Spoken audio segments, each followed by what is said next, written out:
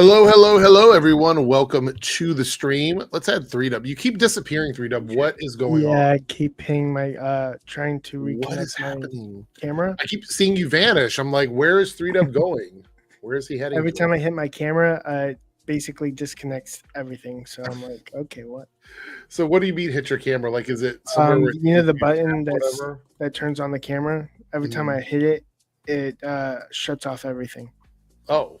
So I'm just not going to use it. Okay.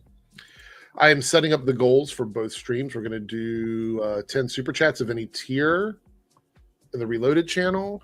Let's go over to the other channel, and I'll set up one over there.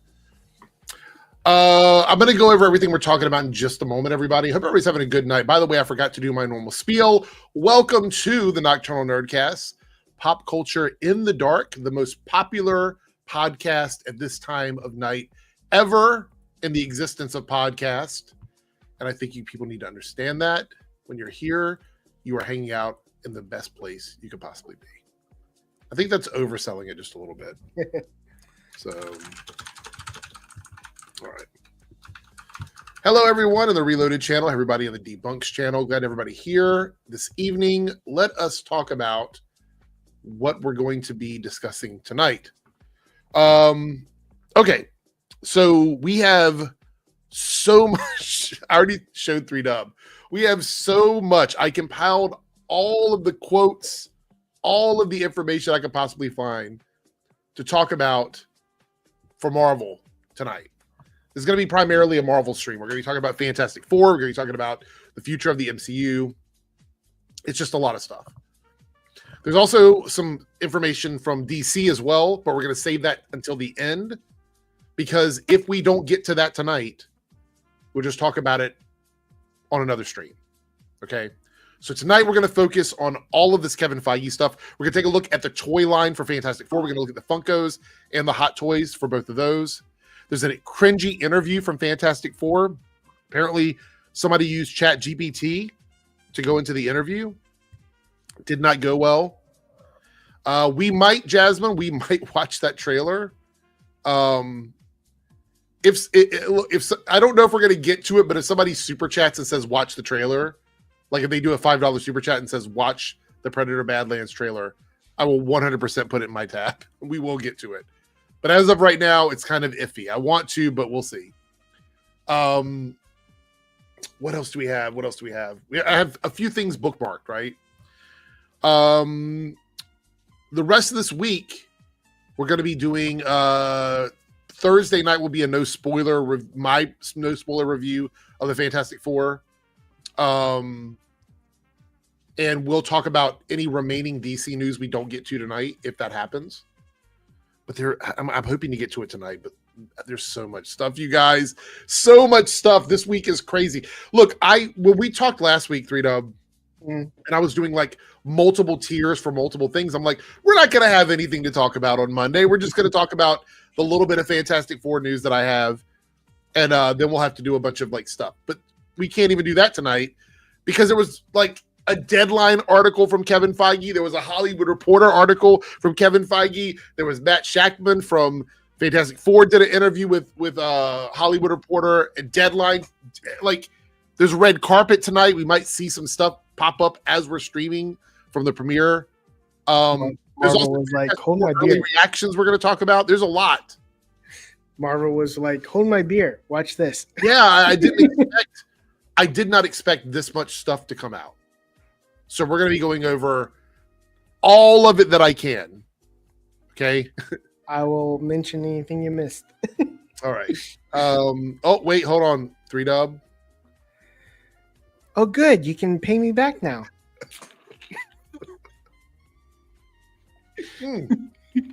Yeah, wasn't Lance already monetized? That's a good point, Jose. He was half monetized.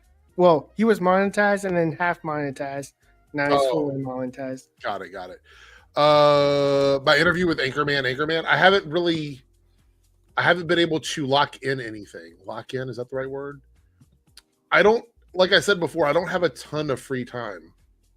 That's why putting out content for 2 channels, 3 channels, if you count the help that I do with my podcast channel, I am very limited on free time because I also have like an entire job and career outside of YouTube.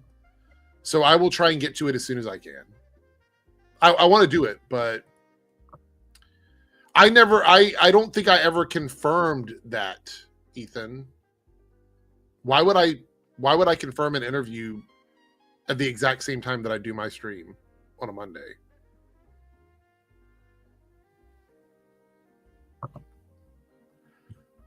I wouldn't have done that. I would have said I can do it on Monday, but not at a specific time. Not when I normally stream. I wouldn't cancel my podcast to do an interview. I would do that somewhere else.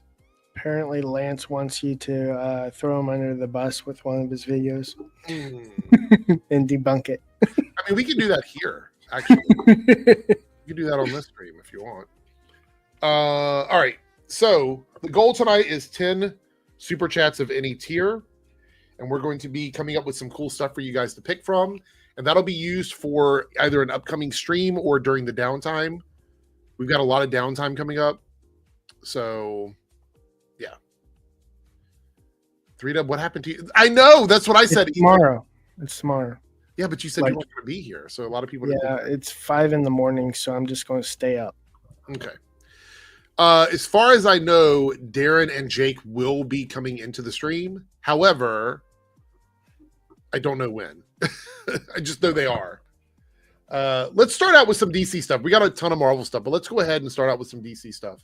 3Dub. We're going to be looking at some numbers here. So it looks like DC Studios and Warner Brothers Superman is higher with a second weekend of 58.5 million. That's a 53% drop, which is incredible. 10-day running total of 236.2 million. Sunday came in at 18.75 million versus the 17.4 forecast yesterday. So it actually came in above analytic forecast. Worldwide running total continues to soar with 409.3 million. And this was as of this morning. And it broke even. So I want to point out that there's a lot of misinformation around Superman. I've seen people trying their best to try and make up and fabricate numbers because they can't really go to the normal stuff. They can't say, oh, critics hated it, so it's bad. Or, oh, fans hated it because it's bad. It got a bad cinema score, so it's bad. It got bad Metacritic score, but it's bad. They can't go to any of the normal stuff. They can't call it woke, even though we have it. There's a whole article where James Gunn talks about that. We might get to that tonight, right?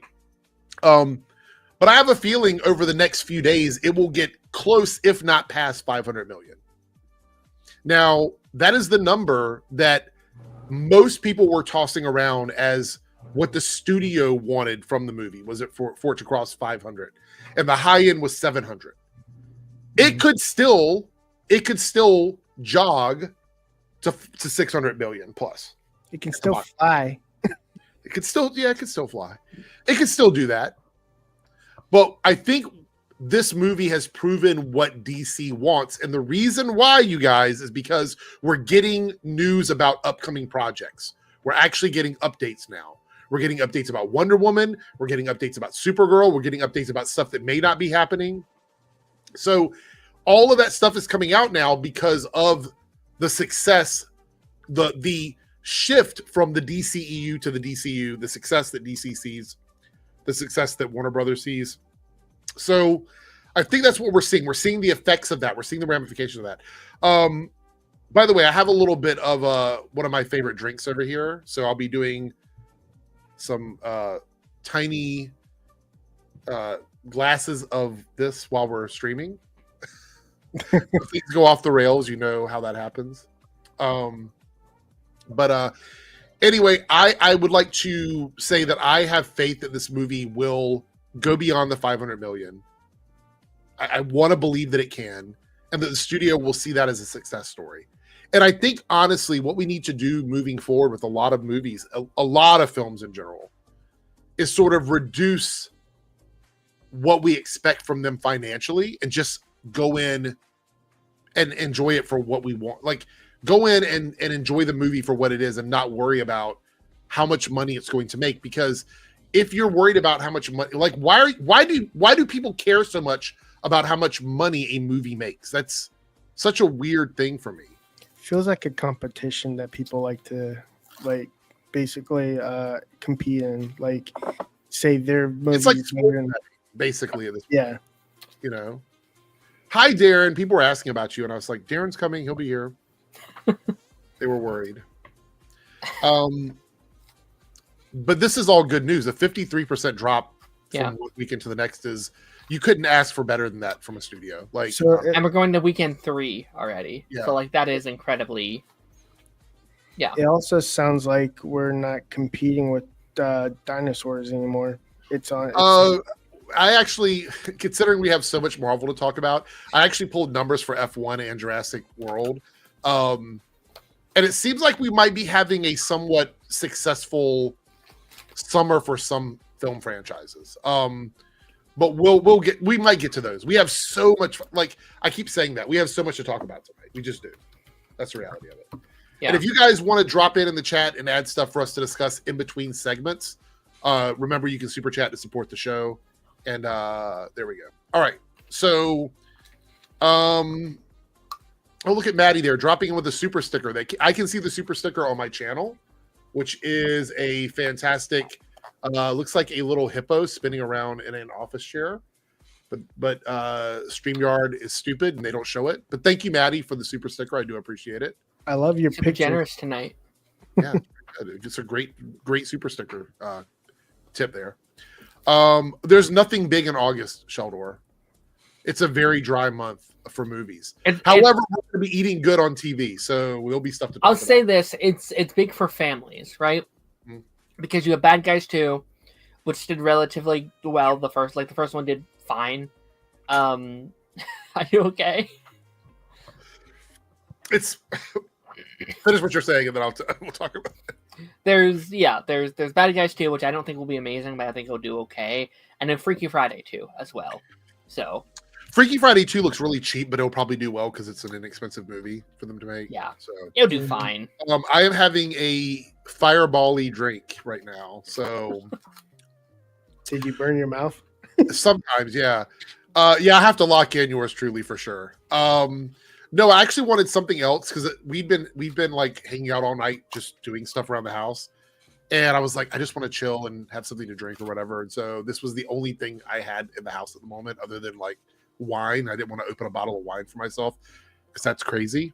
Yeah, for video games too. You're right, South Texas Shark. Yeah.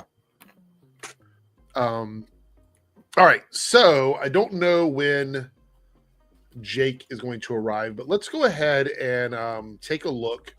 Let me pull these up because I'm super excited. Let's take a look at some of the toys coming out for Fantastic Four because the Hot Toys and Funkos both got released. Let's see. At least I thought they did. Oh, here it is right here. All right.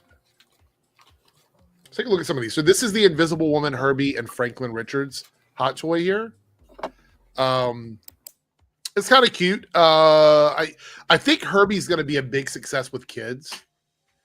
My only concern is I don't know if Herbie's going to survive the movie. So I'm like, if something happens to Herbie, that could be really bad. They could rebuild him, right? Like so? He's a low robot. So like you could do Herbie 2.0 or something. Okay. R2D2. I'll take your word for it, only because I think Herbie's going to be a big success with the kids market. All right, what else do we have here? So this is, and I believe this one comes with another head without the beard. So I think it's one with the beard and one without the beard, if I remember correctly. I will say after tonight, I am going on a social media hiatus, though. I will not be reading or looking at anything between now and Thursday because we've already seen a ton of stuff with Fantastic Four. And so I want to go in sort of, I can't say completely clean on this one because we've been dirtied up and muddied up with news and information for a while now. Anyway, here we have, this looks amazing. That was awesome. Yeah. This looks absolutely amazing to me. I was really concerned about them making Reed look like his stretching works on a real person. because we know that the only one that's ever really worked, in my opinion, even including the original Fantastic Four movies from the 2000s, honestly, is the moments of brilliance. I can't even speak. The moment of brilliance with the elongated man on the Arrowverse. I think there were times where that looked really, really good. But I was worried in this movie it wasn't going to look right. What I've seen in the previews and what I'm seeing here in the Hot Toys actually looks really good. Again, Herbie, as you can see in the shot there. Yeah. They know who's the boss. Here's the whole lineup of them as well. Awesome. That looks cool. Yeah, I'm super excited for this. I'm definitely going to buy this. And then we have the Funkos. Let me find the Funko Pops. I think there's a whole there's a shot where you get to see all of them. They come in a 4-pack. I think you can get That's all cool. together. Let me double check here though. Yeah, right here. Let's do this. So here you go. Oh, some minis. Okay. Yeah, these little mini Funkos. This is going to be a big gift thing for this year. I feel like if somebody's a Marvel fan, this is going to be the thing that people are going to be buying for them. Okay. You know what's funny is I actually have the OG Galactus Funko, like the actual comic book one they did. So that'll be a lot of fun. Check those out. Kevin Feige kind of spoiled the fate of the Fantastic Four's home. Oh, $5 super chat from Cody. I went through, so let me tell you how I did this. I sent a little rough draft to everybody in the group, and I said, this is kind of the stuff we're going to be talking about tonight. Even after I sent that, I was still pulling quotes from articles because there's so much that came out over the last 4 hours. So I may or may not get to some of this stuff. We're going to talk about everything we possibly can. Yeah. But it is I probably missed quotes. So I don't know what's been spoiled and what hasn't been spoiled because there's so much stuff out there. Yeah, Taz and Lance just spent the last hour and a half just doing Marvel stuff alone. It was just the Marvel quotes from yesterday. It was we didn't even touch a lot of it. So I was actually there. I just was, not on the stream. Appreciate you. I was literally listening to you guys talk while you're recording it. So Cool. All right. Oh no, that was a different thing. That was on my thing. So this is going to be fun. By the way, that's 1 super chat out of 10 for you guys to get to the goal. Thank you so much, Cody. Appreciate it. So this is an article. So I can't even speak. It's an interview where the person interviewing them apparently. Did you see the clip from this? I've seen the headline. We might not watch the whole thing. We're going to watch some of it, but this person interviewing knew nothing about the actors or the story or anything. Basically, he was assigned to do this interview, and instead of doing his own research, he literally told AI to make questions for them. Let's just watch it. This is crazy. Is this the daddy clip? Is that what this is from? Or no, I don't think this is. Maybe separate? it is. Okay. This is a different one. Anyway, the Furby went into a depression and never woke up again. No way. Love overload. Famous around the world. Please welcome the Fantastic Four. How are you both doing? First of all, thank you very much for talking to me. You're welcome. Has it been a long day thus far? Why is it so fast? Did I pitch it up on accident? Oh, I did. I was what the chipmunks? Hold on. All right. Much for talking to me. You're welcome. Has it been a long day thus far? No, we've actually really enjoyed talking about the film and being with each other. Well, He's one of my favorite people in the world. Yeah. So it's almost like we've cried. This is actually so endearing to see the two of them have such great chemistry off screen as well, which makes me very hopeful for what we're going to see in the movie. Yeah. We've laughed. No crying today. No. We've cried 2 days in a row and now it's back. Okay, so is that the sign of a good? Cry outside of England. Oh, right. Okay. So would it be a good interview if you cried, or I suppose why you've cried? What I do to make you cry? I tell you what, you get a good interview no matter what happens. Because you guys are professionals. Ooh, foreshadowing. Let's go. You haven't seen me interview. The four of us will face the danger. Do you, when you're going to these sorts of things, do you kind of limber up? Do you stretch? And actually, I'm assuming people have been asking you about your stretching regime going into the film. Did you have to? Not enough. Did you have to become? Nobody stretches enough. No one stretches unless enough. You're like a yoga master. Yeah. So you didn't have to become actually stretchy? I did. You know, they said, listen. Everyone, these kinds of questions are so like a waste of time. I know he's trying to be charming and everything, but you could actually ask a legitimate question and still put a joke in there. You know what I mean? Like, this is like the TikTok era of let me ask something stupid so I can get like a 1 minute, 1.5 minute clip. I think there's like a way of framing that question to make it worthwhile. Of like, okay, like, how did you prepare for a role of Mr. Fantastic? A role that's why you should be there instead of him, Darren. I think you probably would have came up with a better question. Honestly, it's up to you. Yours truly. You'll see if we get to it. I'm going to try and get through the whole thing. But yeah, he admits to it in the interview that he used AI. Right. But we have machines that we can't guarantee. If you sign this release form, we could try to stretch you. Yeah. You know, 10 feet. We could He's trying to make the best. If it rips off, it rips off. You know, we could try to put it back together. I said, you know what? I don't think. No. I don't want to slow things But down. there is a moment where he gets really stretched, and I cried. Talking of crying, I did cry in that moment. Oh, now we've got to cry, do we? What was No, it no. about seeing Pedro super stretchy that made you? Oh, cry? because he's being hurt. But Oh my being- goodness. bad Like question. Bad question. the joke has gone on for too long. You get like 8 minutes with them, and you spend 2 minutes of it on this punchline. Jake has arrived. Everyone, chat. You can cool out now. They were worried Yeah. about you. They kept asking when you were coming. But, You guys flatter me. I'm touched. Yeah. But we're watching this interview here before we get into all the topics where this person admits to using AI because he gets a lot of things wrong in this interview. Yeah. Why would you publicly reveal that? I haven't watched the whole thing, but let's see how it gets there. So it hasn't gotten there yet, but we'll see. She's talking about a moment of being hurt. He's being Right. hurt. Oh, Stretched as an actor. No, Maybe. Was it that kind of I'm stretch? sorry. Oh my goodness. Just- And that really hurt. That really hurt. That made her cry. It's That was spiraling painful to now. watch. Yeah. What time has it been? No.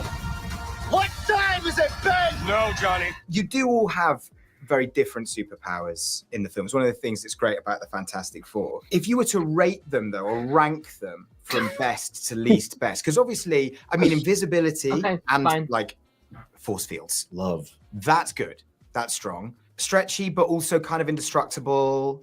Very clever. Yes. That's good. Yes. But being on fire and flying, Yeah. but then like rocks, like Yeah. as a And superpower. being the strongest, like one of the strongest persons in the world. Yeah, that's true. Being able The to kind of like strongest. The yeah. strongest. Yeah. The How vibes would you are off. rank them? The vibes are off. What was that, dude? The whole vibe's off. Like they. Yeah, something shifted at the end of that last question where it like went from charming to what are we doing here? I don't want to like. I don't know, like insult someone that's just doing their job and blah blah blah. But Right. like, man, like this is Wait, wait. something's off. Like I they wouldn't don't have say he was- chemistry. I I don't know.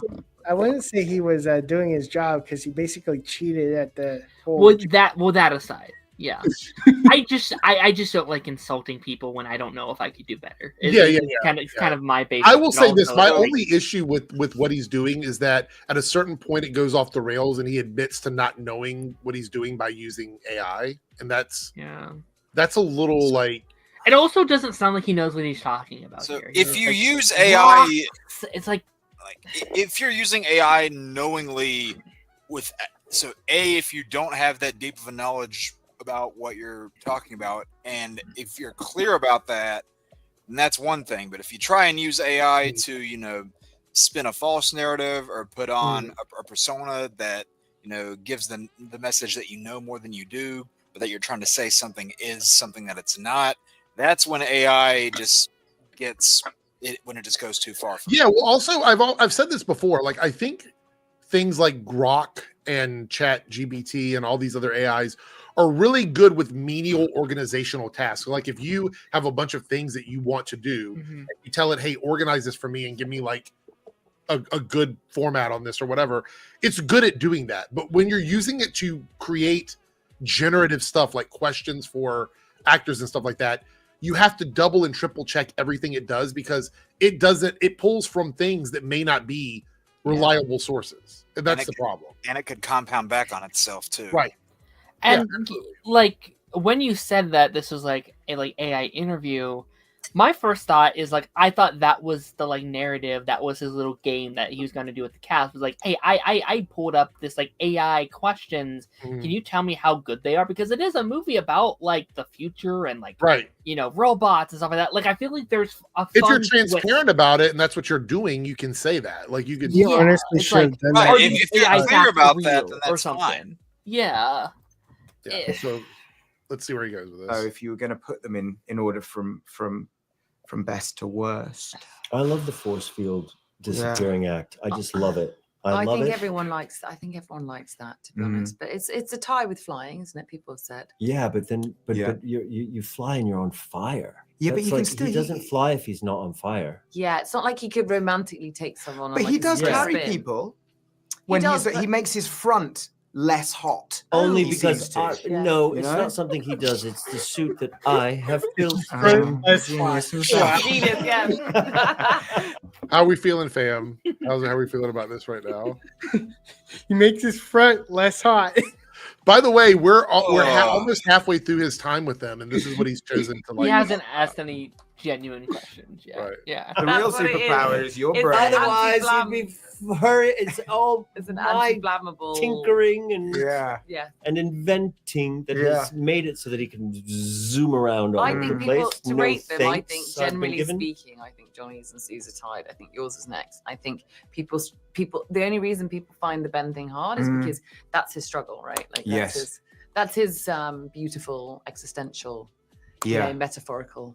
But then, if you think about just going for a run and In a- just in a conflict. smashing straight What are through we every doing single here? book, They're Yeah. trying to carry Yeah. this interview on their back. Wouldn't it? Almost like they're making fun of the dumb questions. Punch holes in Right, everything. because the questions get are out of dumb. this So they're interview like, like hey, that. if you Yeah, make like fun of pick it, up- it'll be fine. Pick Yeah. up cars and throw them just for miles. fun? Mm. Great. I herald his beginning. I herald your end. I herald So you the did a lot brain of the rot. filming in the UK, A lot. and you filmed in Durdle Door in Dorset. I mean, is that right? On the Jurassic Coast? That was Joseph, and that was Joseph. Oh, Finn. you Oh, guys. yeah. It wasn't weren't us. Oh, Yeah, we there. didn't see Black Oh, we through weren't there. there. Yeah. We went- Oh my goodness. Look at Pedro's face. He's like, what the fuck are you asking? Oh, that's something It's a- I would do though. That's a mistake I make. Oh. It's a good thing Holy these two have shit. charisma. All right. Let's That's see where we go. embarrassing. Let's see what happens. That's Right. We did. That's a great freeze frame. AI is not the tool I thought it was for. well, why would you? Dude, you're Oh, digging hold your on. own grave. Let's go back and follow this all the way through without pauses. Here we go. And that was Joseph. Oh, Finn. you Oh, guys. yeah. It wasn't weren't us. Oh, Yeah, we looked at you No, blankly we weren't there. there. Yeah, We went- right. We did what? AI is not the tool I thought it was for No. writing Yeah, questions. We did go to That's, northern Spain. beautiful. All four of us. Yeah. Inside of a part of the building. world. No? Yeah. Oh, outside. Yeah, that's true. They had to take over the Q&A part because he didn't know what he was talking about. Oh my god. Why admit to that? Why? Why? It's. I know why. It's to like shift the blame. Like, oh, it's not my fault. It's Right. AI. But then it's still your fault because you used the It's- AI. Literally your job. It is your job to do your research and ask good questions. That is what they are paying you to do. Think about this. You A have little bit you of have this. possibly maybe 5 questions you can get into like an 8-minute interview very quickly with Mhm. these guys. And you can't even sit down as your job and come up with 5 questions. You have to let AI do it for you. Even like basic ones. Because now if you think about it, his first 2 questions make sense. Because if he went into like AI and said, hey, give me 5 questions for the cast of Fantastic Fantastic Four, Four, yeah. the first 2 make sense. What was it like being stretchy? What would you rank your powers? Like all of these seem like things that AI would come up with. All right, let's see how this ends. So Durdle Door, you've never been. What is That's one for Joseph? Joseph Quinn. Move So on. what's Durdle Door? It's a beautiful beach on the Jurassic Coast. Really? Yeah, yeah. In that part of Dorset, there are lots of places with good names. In the Jurassic. Huddletown, that's around there in Dorset. These sorts of He's doing this because he had a bit That's it. All of these names and stuff for this town. This was the follow up to that. Yeah. So now he doesn't know where to go from here because he's already committed to do. Because watch, if you notice, he's leading them here. Like he goes, okay, I followed up with Chat GPT for the next question, for the follow up to that question, and they didn't go there. It's a beautiful beach on the Jurassic Coast. Really? Yeah, yeah. In that part of Dorset, there are lots of places with good names. In the Jurassic. Puddletown, that's around there in Dorset. These sorts of places you like How to easy go. is it to get to? How easy? It's Puddletown. Couple of hours. Yeah, a couple of hours. You thinking? Is there a train? There's a train. All right. Get the train down to Dorchester. I love a train. Can you hit me with it? And go check out the Jurassic Coast. That'd be great if they give One us day enough off. time on this press tour. He's off the turtle door. Yeah. That's where Pedro's I'm gone. sorry. The thing is, the internet would love that if you went off to Durdle Door. Oh, love you to. need to eat it. Yeah. I've been out That's to Margate. exactly trying to look. We will protect you. You can tell Pedro's getting annoyed.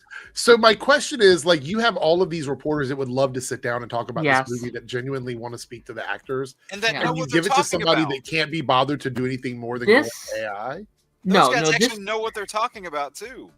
this pisses me off, and like I think this stuff pisses me off even more, and Jake can probably process this.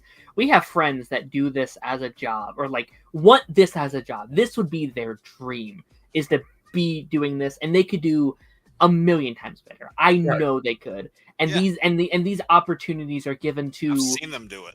Let's be honest, clowns Yeah. who don't give a shit about what they are doing. Right. If They just they want it for are. clout. They want to do a bad job. They don't do it because they enjoy like interviewing people and like asking questions and getting to they ask these stupid questions to get TikTok likes and Right. to, like, create a headline, and I hate it. I Preach, really Darren, preach. really do.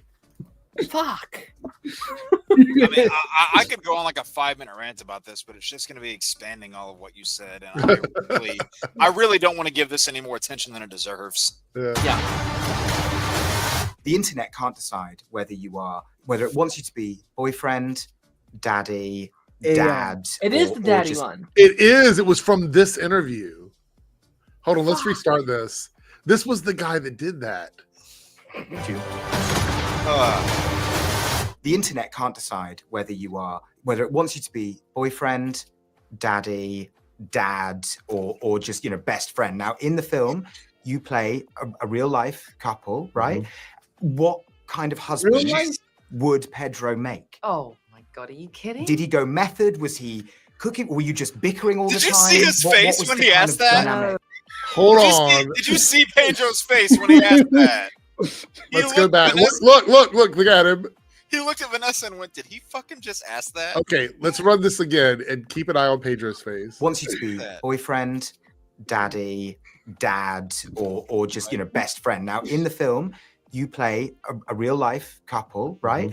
Right What there. kind of husband would Pedro make? Oh my god, are you Right kidding? there. Did he go method? Was he cooking? Were you just bickering all the time? What was the kind of dynamic? No, I mean, who wouldn't want to marry Pedro? I'm like first in the line, darling. I could give you a long list. But luckily I'm acted it, so I know what it's like now. Yeah. Yeah, he's the best ever. Mm. Just it's not like there's no smoke without fire.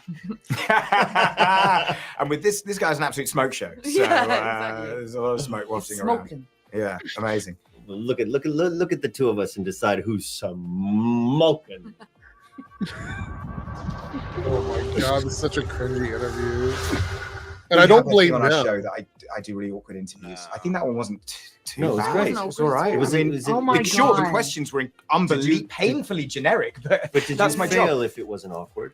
No, I Okay. think the aim is for it not to be awkward, but I Oh, thought it'd be good. nice to like. So wait. Whose fault is that? So yeah, he said it's like a thing on his show to do awkward interviews. He goes, but the aim is not to be awkward, or maybe you shouldn't be doing the interviews then. He said the questions were generic. It's like, that's your own Then fucking write fault. better questions. That's your own fault. Write better questions with a pencil than with a fucking computer. And now he's going to give them gifts. What are in these bags? Don't want to What? know. Okay, let's see. And I thought I could butter you up. I should have done this at the start with a gift. Yeah. Butter us. You can But- put a gift at the end is But works. well, and then I slept. So I got these yesterday, and then I thought this is terrible. No, Basically, don't well, be I thought embarrassed. Don't I be thought it would cringe. be There's nothing good. You can't. Oh, I'm you can't be cringing. cringe. inside. Oh, I'm very judgmental. Yeah. But I'm not. You're So- cringing. You're cringing all the way Cuts through. I thought it'd be good to I give just want it. Vanessa Kirby. Isn't this a little weird? I mean, is this Yeah, normal for somebody to get come on to an the- interview and like give them personal gifts if you're like? I mean, Sometimes- it's happened, but I mean, get to the goddamn point. Like you're Usually beating it's around the more bush. like a personal thing. It's like, hey, I drew, like my daughter Mm. drew this and I want, or something Right. like, or like, Or like- I drew a piece of art or something. right, or like Yeah. here's a pin of your character. It's Right. Be a Furby. Oh yeah.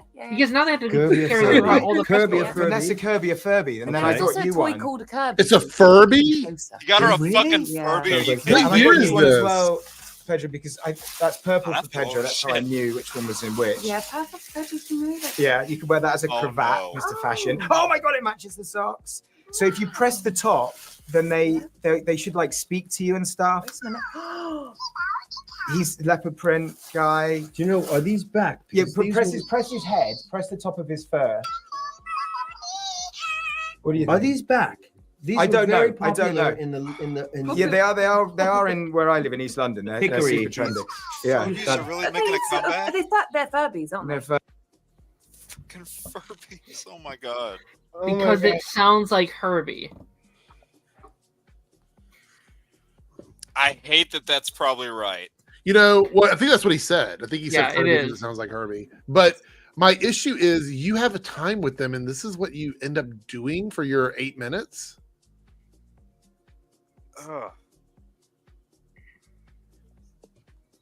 Man, I'm gonna need something a little stronger than coffee if we're gonna keep having to deal with this. All right. No. We're not. This was just. I thought that'd be a good icebreaker to get into the news. Oh, But, dude, you like. It's a whole meltdown. There's no ice left. All right. We got a $5 super chat from Super Jones Bro. Thank you for the $5. Gary's, as in Nerdrotic, in case anybody's wondering, Gary's fellowship claims to be above woke NPC behavior. Okay. Yet his diehard fans regurgitate the same brain rot takes. The fellowship equals true NPCs. That's one of the reasons why I started talking out about a lot of that stuff, is because they would come into my comment section and just repeat stuff that these guys would say. And I got tired of it because I don't believe that they are as smart as they say they are to their viewers. Because they have like a script that they do. So yeah, I like calling that out. I actually did a video on Critical Drinker today while I'm drinking right now, by the way, which I probably had a little bit too much. By the way, how's And your we're just brain starting the after stream, that? So I probably need a. I How's probably your need brain more. after that? how did I wait? Hold on, I heard two people talking. How's your brain after the watching Critical Drinker? Well, it was earlier today, so it's much better now. I did see it. Yeah, Naruto for member for 40 bucks says, seeing Fantastic Four on Sunday with my brothers. Excited to see the what time has it been seen in theaters. That's going to be fun. Yeah. The format's going to be the same this week, so I'll do a spoiler-free first thoughts on Fantastic Four on Thursday, and then on Monday it'll be a stream dedicated to the spoiler review for anybody that's seen it. And we're going to be joined by Glimmercast for the first time. She's going to be Nice, joining us nice. that night. I won't have seen it until Friday afternoon. I will have Okay. seen it by Thursday. Okay. There you go. All right, so we're just going to go ahead. I've got a ton of stuff to talk about, so let me get the list over here ready. All right, let's I start get early out. access to MK2 though. Let's start out with our first segment. I had to break these up into segments because there's so much stuff. you Kevin Feige did a bunch of interviews, so these are going to be a bunch of quotes from him, and then we're going to talk about these quotes. So when talking about Fantastic Four, he says it's a no homework required. Go see the movie. It's literally not connected to anything that was made before. It kicks off Phase 6. Okay, so you don't have to know anything going into this movie. I think they needed to hammer this home a bit more. I don't think they did a good job of advertising it that way. Is that fair? 100%. No, I mean, I think I've said it on here before, but like I had friends like when that trailer first dropped, it's like, okay, so where in the timeline does Fantastic Four sit? It's like, is this a prequel? Is this a, whatever? It's like, well, no, it's a separate thing. And it was like, Right. but I thought it was an MCU movie. It can't be, so like that concept is still I don't think people understand that yet, and maybe they could have done better. And again, like this might be a thing where people don't see it until after the word of mouth hits. You know, a lot of the like TikTok and that kind of audience is like, oh, it's a good one. All right, I'm gonna go check that out.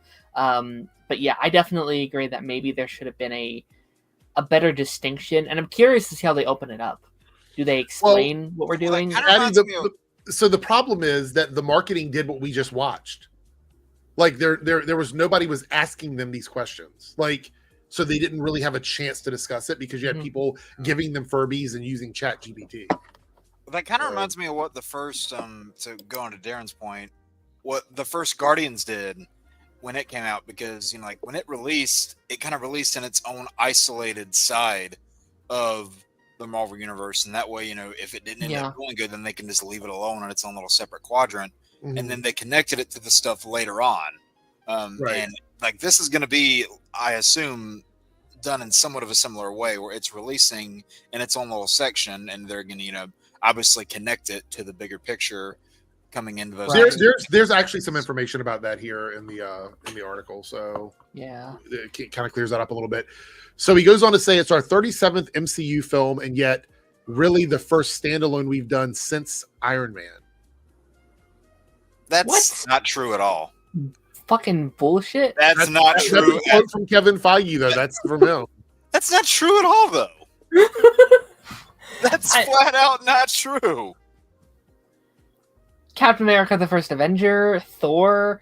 I mean, I would say everything in Phase 1 could be viewed as a standalone movie because it didn't connect anything directly at that point. Guardians, I'd argue Captain Marvel. Doctor Strange. I'd even argue Deadpool and Wolverine. I was about to say Deadpool and Wolverine. Like Doctor Strange is a standalone. Omega has arrived. I guess they mean like. I mean, I would assume it would mean without setting up a big event, but they are setting up a big event. I assume. Are we not setting up Doomsday in this movie? Like they're gonna lead into that. I assume so. I mean, they should have been planting those seeds long before now, but here we are. So my issue with I've got a couple of issues with this. By the way, welcome Omega. Yes, I agree, Ronan. I got a few issues with this. One is that whether or not it is a standalone movie, it doesn't matter because it's going to lead into the shared universe. Yeah. Right? So the very next thing we get with them is going to be a group film with all the Avengers and probably the X-Men. So we're going to end up with a movie with a bunch of combined stuff. So not knowing, him saying you don't need homework to get into this movie, well, that's not going to matter as soon as we go into the next film because you're going to have to know all the stuff about those characters. Right. So I give him credit for trying to do that, but it doesn't really seem to resonate when the very next film is going to be the biggest Avengers movie ever made. It's just trying to get any extra for a year anyway. Like it's just because what we're seeing right now is Superman is doing very well because it's a standalone thing. Yeah. You need to know nothing going into Superman. You don't need to do any quote unquote homework. Just go in there and have a good time. And I think that's something that the MCU has been struggling with for a very long time. There has, for the last 10 years at least, been a barrier to entry for the MCU. There are people that I have not seen the last 20, 30 projects. We're going to get to that. He addresses his way of correcting that later when we get to it. All right. So it says, everything you need to know about the Fantastic Four you learn in the first 10 minutes of the film. We wanted them to be apart from our reality, so it is a no homework required. That is, okay, so I think he's saying that because there's been this negative connotation around the term homework, and I've raged about this many, many, many times.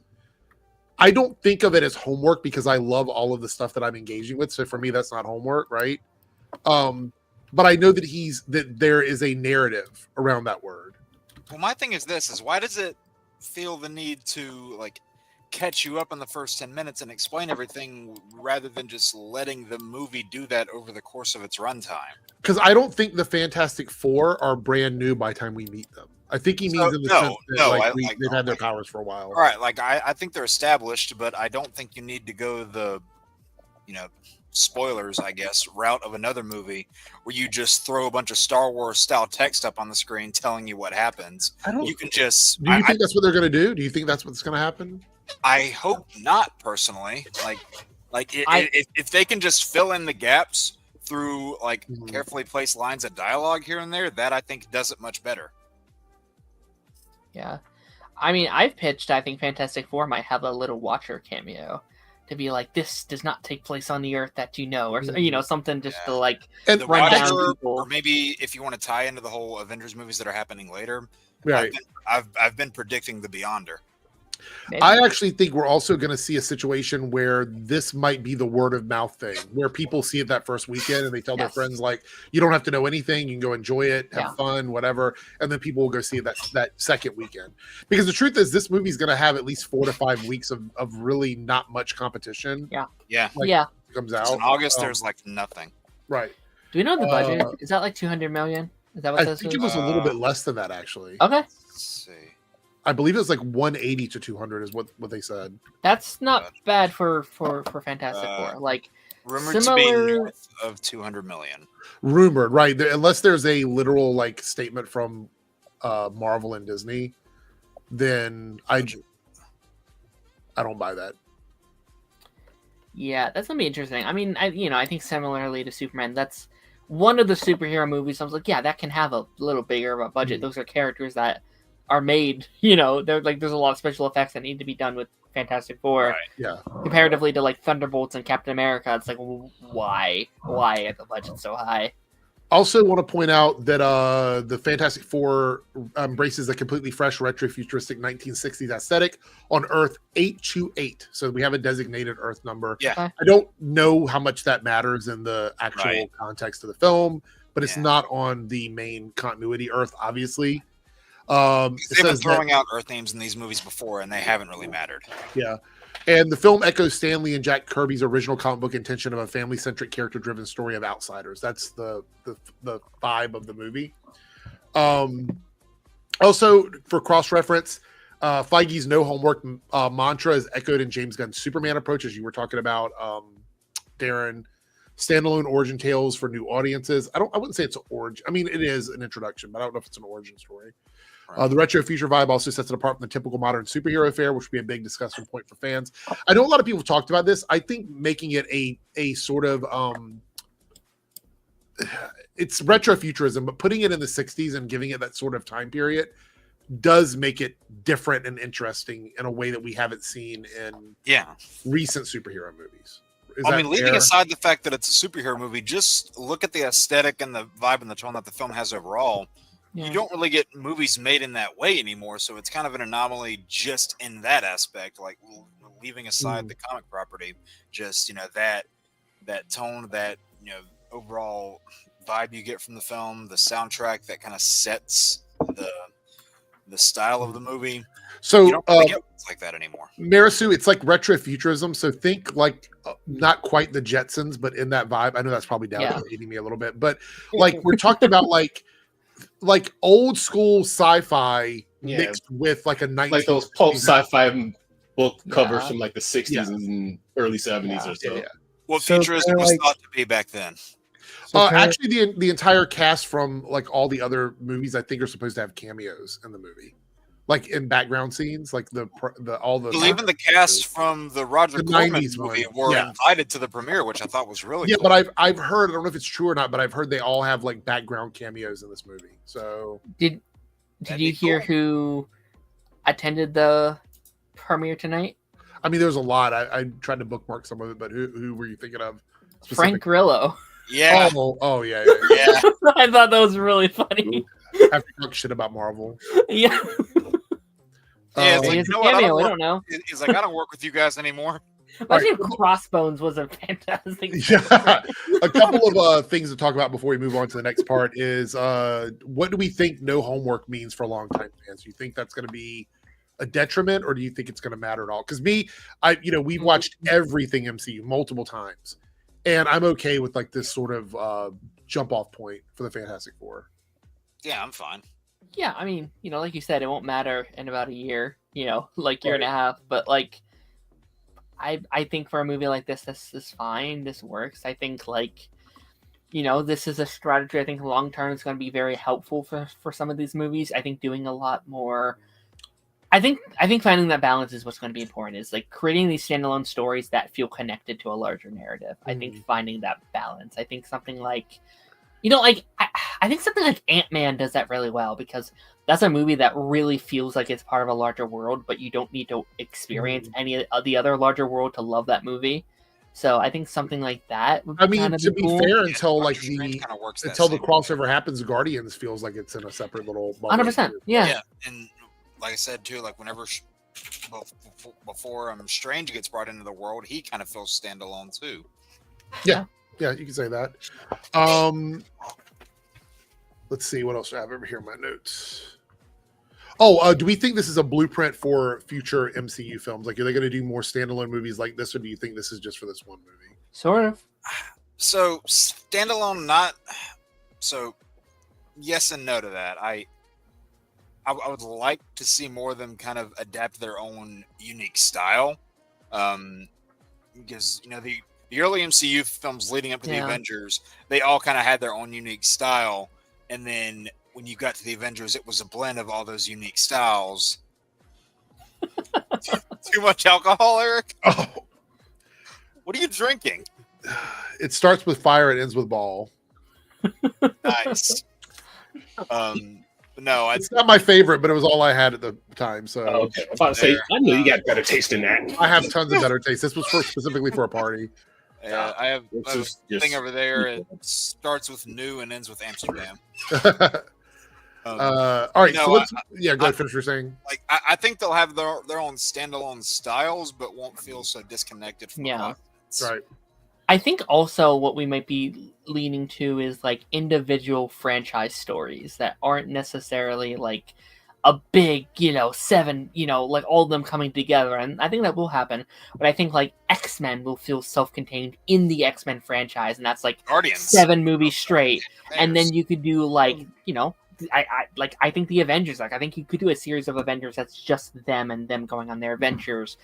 Fantastic Four, same thing. Like you can just travel their own individual storyline in the end, And I tell you what, we've got some X-Men updates, and I'm sure Jake is ready to talk about that, and I'm sure Mega's going to want to talk about that for sure. I mean, there's a lot. What's the X-Men? All right. So the next part is the friendly rivalry between James Gunn and Kevin Feige here. So Kevin Feige, these are going to be the quotes. Almost all these start out with Kevin Feige quotes. There's so many from today. I thought it was about to say James Gunn and Zack Snyder. I was like, again? Yeah, again. It's clearly not superhero fatigue, right? I liked it a lot. You just jump right into it.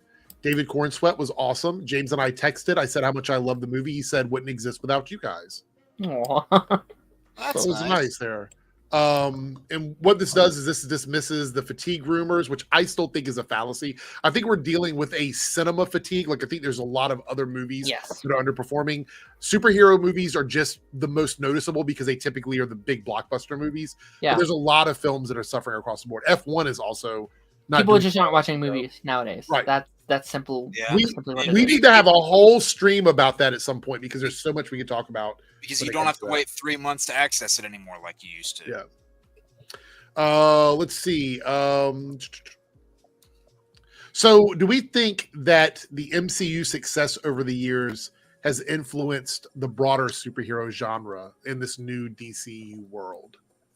Like, do we feel like because of that statement from James that he's acknowledging that the MCU is the gold standard for a lot of stuff, really, when it comes to superhero media?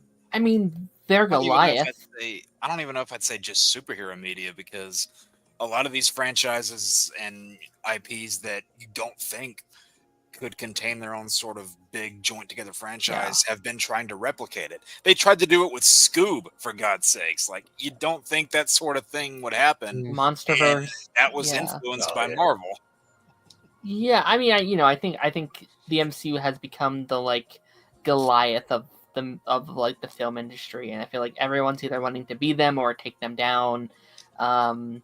So I mean, like I do think they're kind of the goalpost, and so much of like the Superman discourse, I have personally very much disliked as someone who loves Superman. Like I hate when like who I hate when your review of the movie is either this is better than Snyder or this is better than Marvel. And it's like, Mhm. why do we have to do that? Why? Like, Because you know, it's like fun, yeah. Why does it it's- matter if one thing's better? Yeah. so yeah, like I definitely think that's a narrative that many people are going into this new DC universe. But I mean, I think DC doing well is just going to help Marvel. Yeah. Because again, for like many years, they were this you know, like Kevin said, like in this interview, they were this like untouchable monster, this like untouchable, you know, juggernaut of a thing that no one could take down. Now they can. Now they have competition. MCU isn't what it used to be, and I think that's going to help them inside the long run, because when you're comfortable, you make mistakes. That's just how it goes. Right. So, Shout out to Ronan in the chat, by the way. Ronan Unchained in the chat. Good to see you. hey, buddy. What's up, Ronan? Before we move on, I do want to say that the friendly rivalry between the two of them I think is going to be beneficial for all fans. Yeah. I feel like we're going to see a competition in quality that's going to elevate both studios. Yeah. That's what I believe. Because you'll see James Gunn show up at like Marvel events. You'll see Kevin Feige show up at DC events. I think it's good.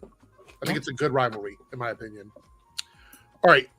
Let's talk about his comments on Blade, because I think this is quite interesting. Oh boy. So he says, and I quote, "You can start and have a good script and make a great script through production, but we didn't feel confident we could do that on Blade." He's talking about all of the script rewrites they had. "We didn't want to put a leather outfit on him and have him start killing vampires. It has to be insanely great." That's all we want. That's how the first Blade starts. That's all the first one is. It's just Wesley Snipes in black leather killing people. It was great. That's all you need. Says, after years of development in limbo, Marvel is prioritizing quality and character depth over rushing Blade to market, setting Blade in present day, because they moved it. It was going to be a period piece, but Sinners killed that for him because it did such a good job, and they actually used sets and costumes. Yeah, all the stuff they Blade were going movie. to use for that movie, they just used. It says here that Mahershala Ali is still connected to this. Yeah, he is. I have defended this for a couple months now, in terms of like, you know, everyone's like, it's never coming out. I've said it. I've said it is. I think they know how important Blade is. Blade is one of the like founding, you know, Marvel movies. This is for many people, like this is what Marvel is, and I kind of disagree a little bit. I don't think you can just put out some cheap, lazy movie about Blade just killing people, because I think he's a very important character. I think he's a character people cherish very dearly. I think it's the equivalent of putting out a bad Spider-Man movie or like a bad Batman movie. Like, he is important to people, and I think Kevin Feige knows that, and that's why I think amongst all of these very bad Marvel movies that we got during Phase 4 and 5, they were like, no, we can't do that for Blade 2. Let's get this right. That's why there's 4 different drafts of it, and that's why they're waiting until after Secret Wars to be like, no, let's take our time. Let's make a genuinely good movie. And I think the same people that are like quantity over quantity, or sorry, quality, are the same people that just make some Blade movies. Like, no, that's not what you want. You don't want just some Blade movie. You want the best Blade movie that they could possibly make. They want the best writers, the best actors, the best scripts, the best special effects. That's what Blade deserves, in my opinion. And hopefully this is them trying to give that to him. Do we still If you think take that attitude, then you get another Blade Trinity. I honestly want some like real answers on this, because I feel like people don't want to speak on it. But do we think Mahershala is still the right choice for Blade? By the time they get around to it, he could probably age out. Yeah, I don't think so. I would like to say yes, but I'm having doubts. The only reason I'm asking that is because we're going to get to a point where Kevin Feige talks about the future of the MCU, and I think it doesn't bode well for people in that old school range. If you're looking to have your movie star a half vampire that doesn't age, having somebody that's like 50, probably going to be in his mid 50s by the time this releases, doesn't exactly display that. Yeah, he's Isn't he now older than what Wesley Snipes was when he first played? Yeah, Blade? they're about the same. So much older than when he started. Blade isn't it. I do think Blade is also a character though that doesn't necessarily need to be around forever, right? Like he's a character that I see maybe getting a trilogy at most, and then taking another break from him for a couple years or whatever. So if that's truly what they want, I think they'll make it work. I think it'll be fine. But I also understand the fear. I just want to point out we're going to get to a point in my notes here where you'll understand why I'm asking this question. Yeah, we'll get there in a minute. A lot of people in the chat. Look, I don't mind. I think he's an amazing actor, and I think in the current Marvel setup, he could totally be Blade. But where they're going with the Marvel universe after the Avengers films, it'll bring up a question on whether or not that's the right choice. Yeah, especially if, I mean, granted, this hasn't been outright confirmed yet, but if you're going to have your next saga of Marvel movies be largely mutant dominated, if it's, the supposed mutant saga that they're going into, if that's to be believed, where does Blade fit into that? Exactly. That's a good question. Also want to point out we are 1 out of 10 super chats. I have it set to any tier tonight. So literally $9 total in super chats would get us to the goal. So if you guys ever wanted to support the stream at the lowest tier possible, just because I know money is tight for people, you can do that with just $1. So it's entirely up to you guys. YouTube is killing this channel. Right. I mean, they're shadow banning me. I'm not getting any traction anymore. Speaking candidly about these topics has really put him in. If you would like to feed someone who eats a lot, you can give me. He's about to lose his house. $1 a day. What? Yeah, exactly. Damn, Omega's like your best PR man right here. He is 100%. Last question about Blade, then we're going to move to the next segment. Do we think a modern day setting is what's best for Blade right now? Do we think this is what we should be doing, or would we prefer like a period piece, like 70s, 60s, 80s, 90s? What do we think? I think the time is less. So I think the when is less important than the where. Okay. So you think location is more important than time? Yeah, because you have places that look like they have plenty of age and ancient history to them that still look the way that they do in current day, and you could set Blade in somewhere like that and have it work plenty well. Because look what happened. I'm just going to use this as an example. The way that you saw Blade portrayed in the Spider-Man 90s cartoon, it was in current time around then, but a lot of the settings and where you saw Blade when he wasn't interacting with Spider-Man, like whenever he was on his own little quest, that place had a very dated look. So do you have a place in mind when you say that, like where you would like to see Blade, like location wise? Asgard. I mean, this sounds this sounds like cliche as hell, but if they wanted to do like Transylvania or something. Oh, so you mean like a Blade in Transylvania? Yeah, it sounds cliche as hell, but no. I mean, I think that sounds crazy to me. Like good crazy. I kind of want like basically a Paris kind of setting where it kind of comes off as Jack the Reaper. Jason, you're speaking my like if I were gonna pick a period, I would totally do Blade in the 80s and put it in like New York or Detroit or somewhere like that. I think that would be amazing. I'm going to be curious. I'm going to be curious because this is never originals. like this side of the MCU has never been incredibly explored in the MCU. This is also going to be a post-Secret Wars world, so we are going to re-examine what is the lore of the MCU and like what is the supernatural side of the MCU, and I think in a very interesting way. I'm still not totally unconvinced this is going to be the first like project of Phase 7. Like I could see this maybe being the jumping on point potentially. So that's I think what I am very excited about. Just like the like world building of it all. Like okay, like if it's in present day, are vampires just walking around in like modern day MC? That's going to be the interesting. Like is it like vampires and scrolls and robots just kind of like wandering around? It's going to be interesting. Oh, I just thought about something. Uh-oh. Okay. Like tinfoil outside the box theory here. But what if somehow they take characters from Blade's lore, like say, Deacon Frost, their interpretation of Dracula. What if they tie those in to people like Blackheart and Mephisto? And then have those be a connective tie that makes Blade relevant to the whole saga. If they end up using, presumably if they end up using Mephisto more than, what's been shown now. We see any any feasibility with that. Yeah. All right, so one last yeah, thing I'll go say ahead. is they could possibly, now this is just kind of a long shot, they could possibly tie it in with the mutants, because I do remember there was during the Krakoa era, Dracula and the rest of the vampires were trying to go into Krakoa because they were sort of kind of, but that's like Krakoa's like far. Yeah, I don't think they should tackle that yet. Yeah, I don't know if they really know. That was kind of a thought that just popped in.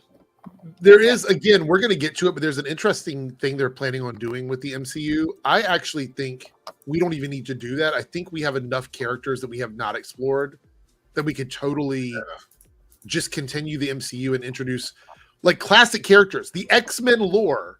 Yeah. And we know this.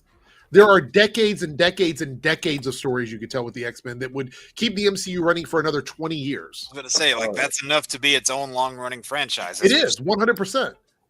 There's also a lot of characters that have been on the Avengers that have not been explored yet. Yeah.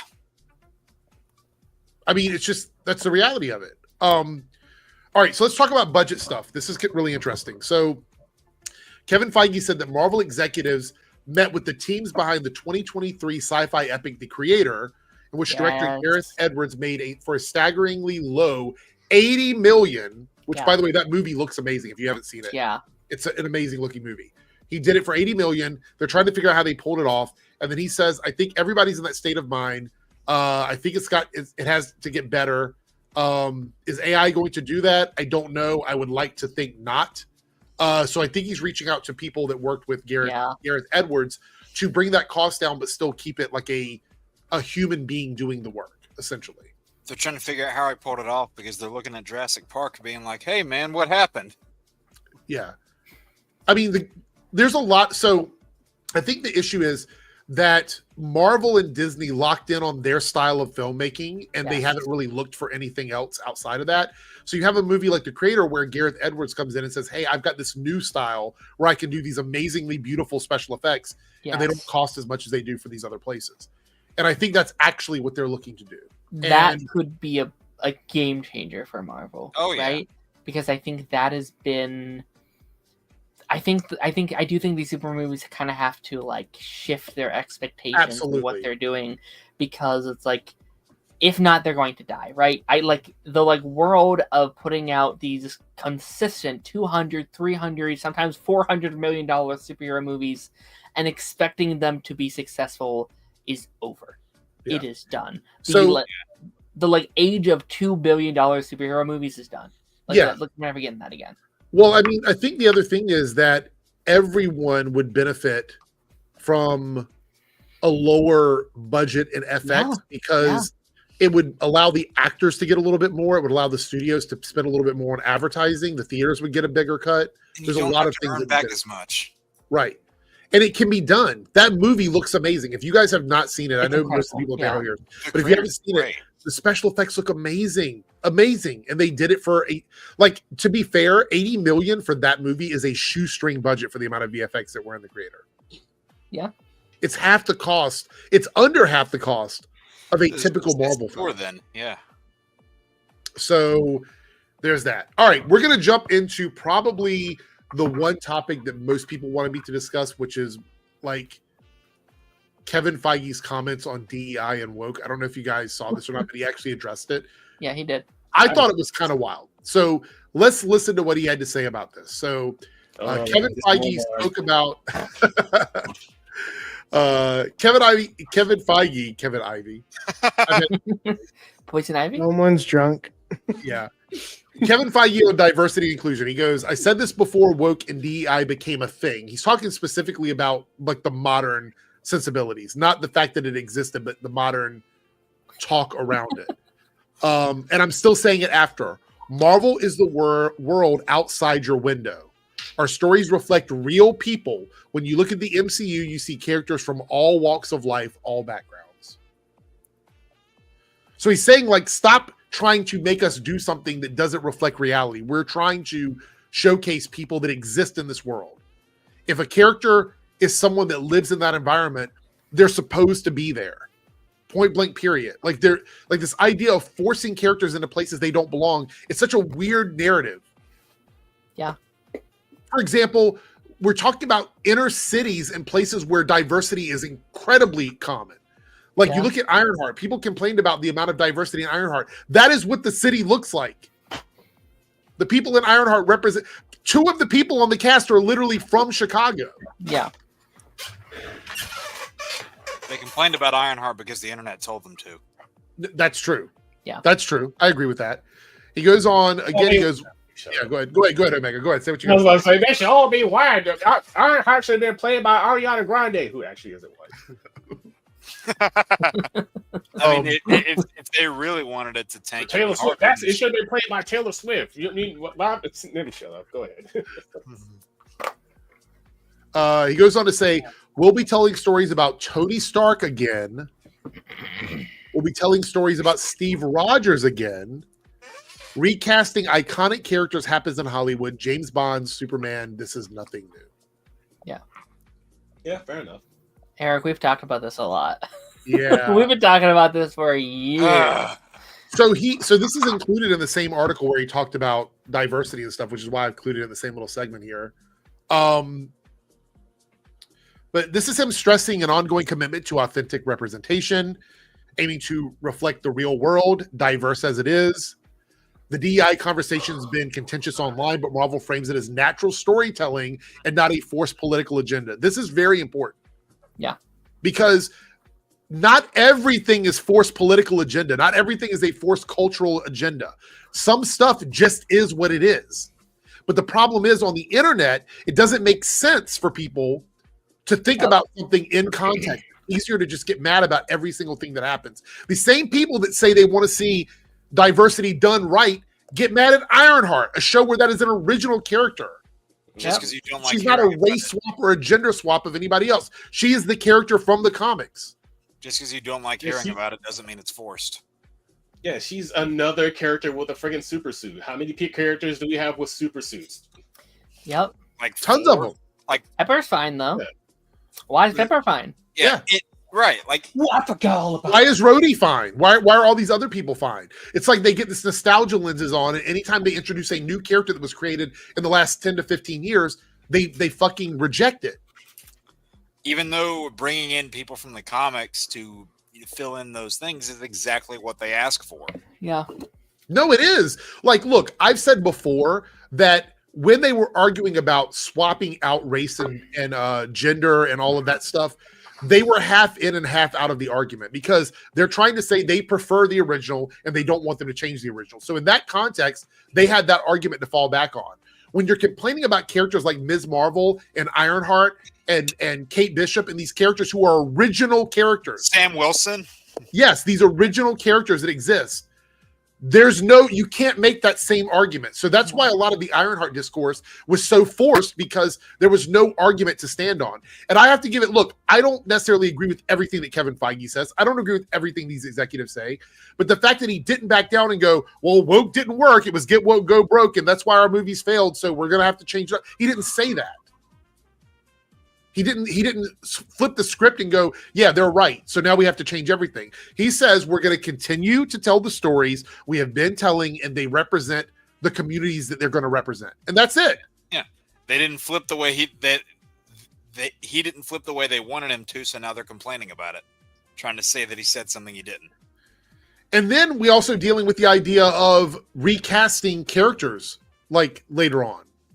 You know what I mean? Like bringing back Steve Rogers and Tony Stark and stuff like that. That's also going to make people very upset. Yeah. And not only Steve Rogers and Tony Stark, but also the one that's been at this the longest that the inevitable recast is going to piss people off, Wolverine. Yeah. It says here, let me scroll down my notes here. Oh my God, what happened to Garfield? Also, he said the X-Men reboot is going to be youth-oriented. Let's go. The theme is about feeling differently. It ties deeply into Marvel's broader message of inclusion. They want it to feel diverse and inclusive, which is why I included it in this little segment here. Marvel's approach to storytelling quality alongside representation, resisting accusations of sacrificing one for the other. This is his stance on it, which means that the X-Men, look, this is what I want. Hear me out, Kevin Feige. All you have to do is do what you did with X-Men 97 in live action, and I will be fucking happy. That's just give me the bright costumes, give me the characters, give me the relationships like that, and I'm signed on. I won't even have to, like, you don't have to do anything else for me. That's all I need. It's almost like that vague statement describes exactly what the X-Men are. Yeah. I think... I don't know if they're going for the X-Men 97 X-Men animated series route for the mainstream MCU, but I think we're getting that Doomsday, right? I think Doomsday and Secret Wars are going to be the very, very comic booky, bright colors, very poppy that we love so much. Right. And I think the main timeline will be a bit of a both. I think it's going to take obviously inspiration from that stuff. They're going to make it comic booky, but they're maybe going to streamline it a little bit for the casual audience, which I'm personally okay with. I heard someone say like a couple months ago that I really haven't been able to get out of my head. I think it'd be really cool to kind of make X-Men your like modern day Harry Potter, not in tone or style, but just in terms of like every year you get to return. You're not saying hire J.K. Rowling to oversee the X-Men art. No. Keep away. Right, but no. I mean, the reason that X-Men 97 worked as well as it did, and multiple people have said this, is because it wasn't trying to copy anything else. Like, it was doing its own thing. It took its own approach. And you don't want the MCU's X-Men, like, you want it. It's completely fine if you watch the thing and be like, oh, this reminds me of all these great things, but it's telling the story in this unique way. Yeah. And like, you can tell this is something that really pisses me off as somebody who, like went through film school, learned a lot of the ins and outs of this stuff. It's not the story you're telling that is going to sell your audience. It's the way you tell the story. Because there are a lot of different stories that have been told multiple times over the course of different forms of media, whether you're talking movies, animation, hell, video games, what have you. But the way you tell that story is what grips your audience. Because, look at, stories that they've told. Like how many times have they done, Spider-Man's origin?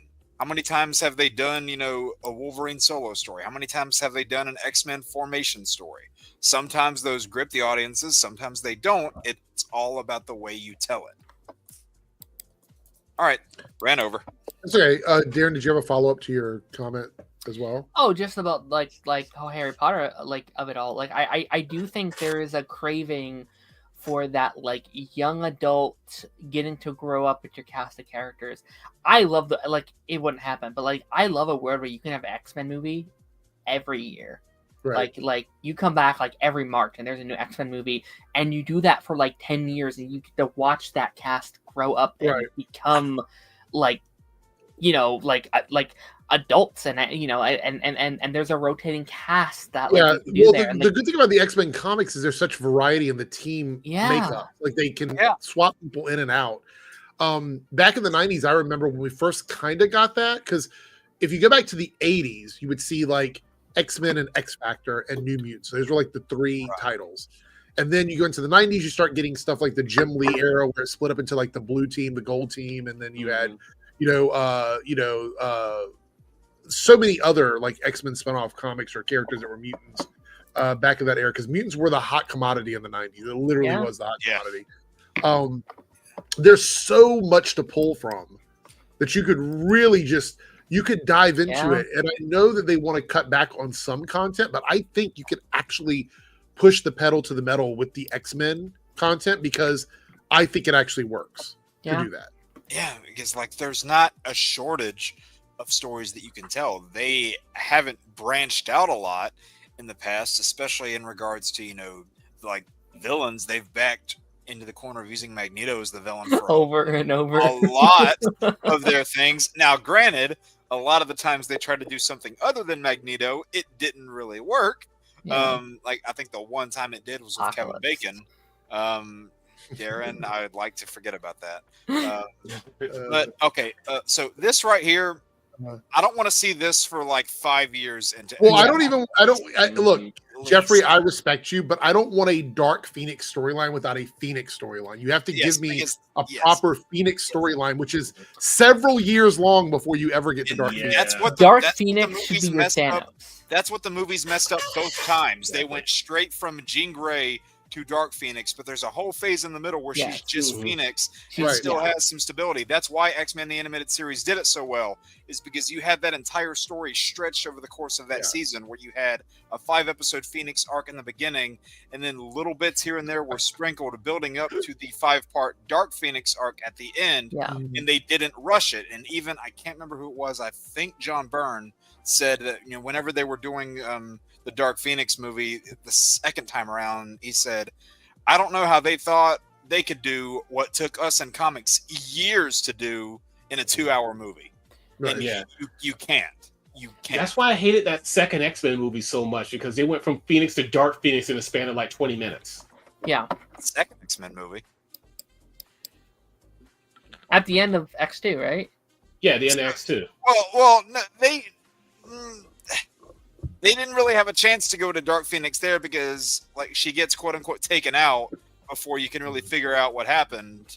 But no, X3 is the one where they really like go. Yeah, it was so long ago I couldn't barely remember. I wanted to expunge those movies out of my mind.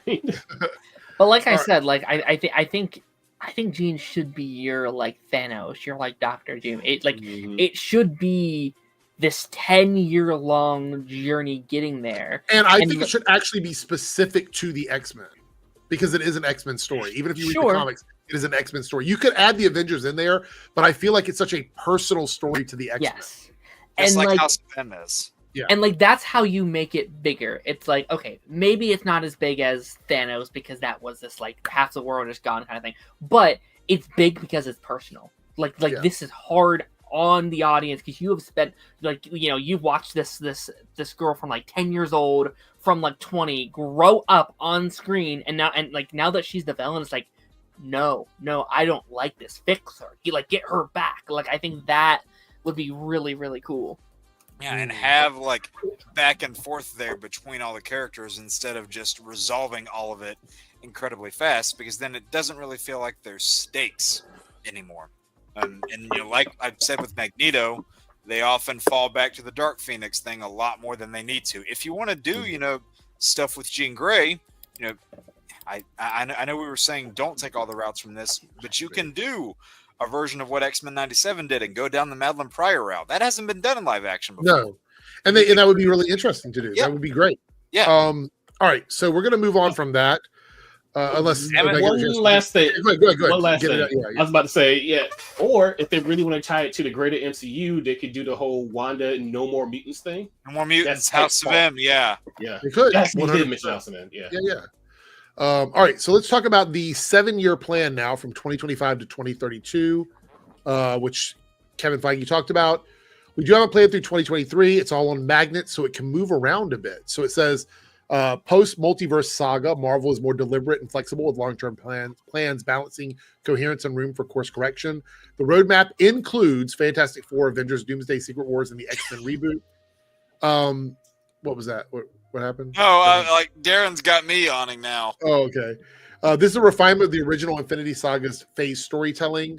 So this is a quality over quantity philosophy with them, where they're going to pick the things that they think work the best, which is kind of different from what we've seen before. Before, they would have, I want to say, not a completely concrete roadmap, but like more stable than that. I think now what we're looking at is they're going to play it smaller, not 10 years, 20 years. It's going to be like, what can we do over the next 5 years? What we can do over the next 6 years? Right. You know what I mean? And Which get is it out what there. They had So- before, like, which is what they had in the Infinity Saga days.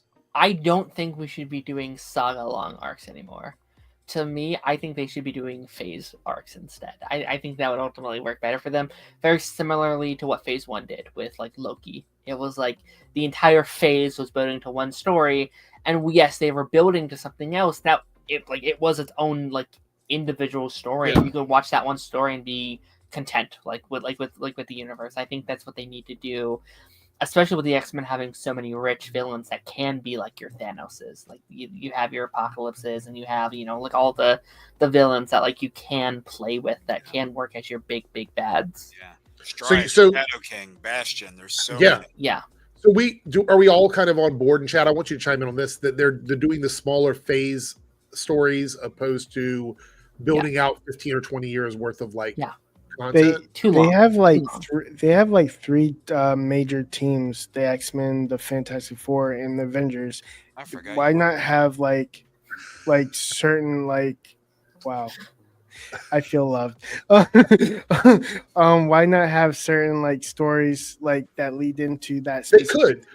3Dub, you're nailing what I was thinking in my mind. Like, I think that if they want to do larger stories with characters, keep it within those individual franchises. So, for example, the X-Men might be building towards a Phoenix storyline, but that doesn't have to cross over into the Fantastic Four or the Avengers. It can literally be separate things. I still think they want the Avengers movies to be those big films, but I actually think if done right, the X-Men movies could also do those kinds of big films as well. Yeah, because they can carry themselves without having to include every other The X-Men can save the Earth without ever needing help from the fucking Avengers. Right, like the X-Men is this over here. Yeah. They can do so many different things without having to bring in every other facet from the universe like Avengers Endgame and Infinity War did. And what you also have now is you have these subsections of Avengers. You have new Avengers, you have young Avengers. Like they could have all three of them going at the same time. You have doing copyright storyline. issues within the team. So I think, I've said this on here many times. I think the future is just the franchises. I think they're going to have 3 to maybe 6 franchises, and those are where you tell most of your stories. And then you'll have the occasional solo outing. You'll have your Black Panther, your Doctor Strange, maybe a Deadpool here and there. But most of it, like you said, will be among your X-Men, Avengers, Fantastic Four. All right, so let's go ahead. We're going to jump over to the next topic here. All right. This is about Dr. Doom and Kang, which I thought was really interesting. Oh, God. Kevin Feige says, before what happened with Jonathan Majors, we realized Kang wasn't Thanos. Only one character could be that, and it had to be Dr. Doom. So he's sort of saying that they had already planned on doing Dr. Doom over Kang. I don't believe that. Bullshit. No, bullshit. No. Bull fucking shit. Otherwise, you wouldn't have set up Kang the way you did in Loki to have him lead up to the bigger narrative. If he rephrased what he said there, I would believe him.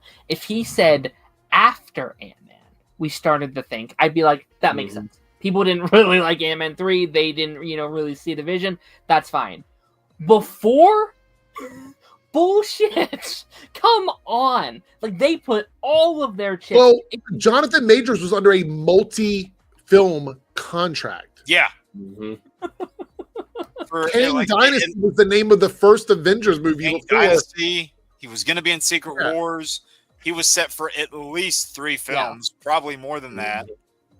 And so you mean to tell me that somehow magically, Kevin? Look, I am usually on Kevin's side when it comes to stuff like this, but you mean to tell me that you kept Jonathan Majors around, and it just so happens that his infractions and whatever he got caught up in coincided with you deciding that Dr. Doom was time to change Kang's Dynasty to Doomsday? we were already starting to lose faith in Kang, but we decided to keep our Avengers movie named after him for an entire year afterward. It just doesn't make sense. No, it's totally PR thing. It's the thing that Disney likes to do a bunch of. It's like, oh, this is this thing's problems, and we're totally separate from this, and we know what we're doing. It's like, no, you made a mistake. That's okay. Own it. That's okay. And let's be honest, it was never Kang's fault. No. You can argue what you will about Ant-Man 3, but if the stuff didn't come out, they would have committed to it. They would have committed to it all the way, and they would have been fine with that. I don't know. It's weird. See, this is what happens when you mess with white women. See, that's all because they got rid of him because he was a strong black man who didn't know it. No, you shut up. I can't even think of anything dumb to say. No, but it's honestly, after all that stuff with Jonathan Majors happened, and that's when they were rethinking, oh shoot, what if all the allegations were true, and let's just rethink all of this now. You don't want to be like WB was with Ezra Miller. Mm-hmm. when you're dealing with like the Avengers, arguably the most successful movie franchise of all time, you want nothing to even concern yourself with not getting that $1 billion title or even that $2 billion title. So there unfortunately was going to be people that's like, hey, I don't support what he did. I am not going to see this movie. There's going to be a lot of that, unfortunately. So I think it's just playing it safe.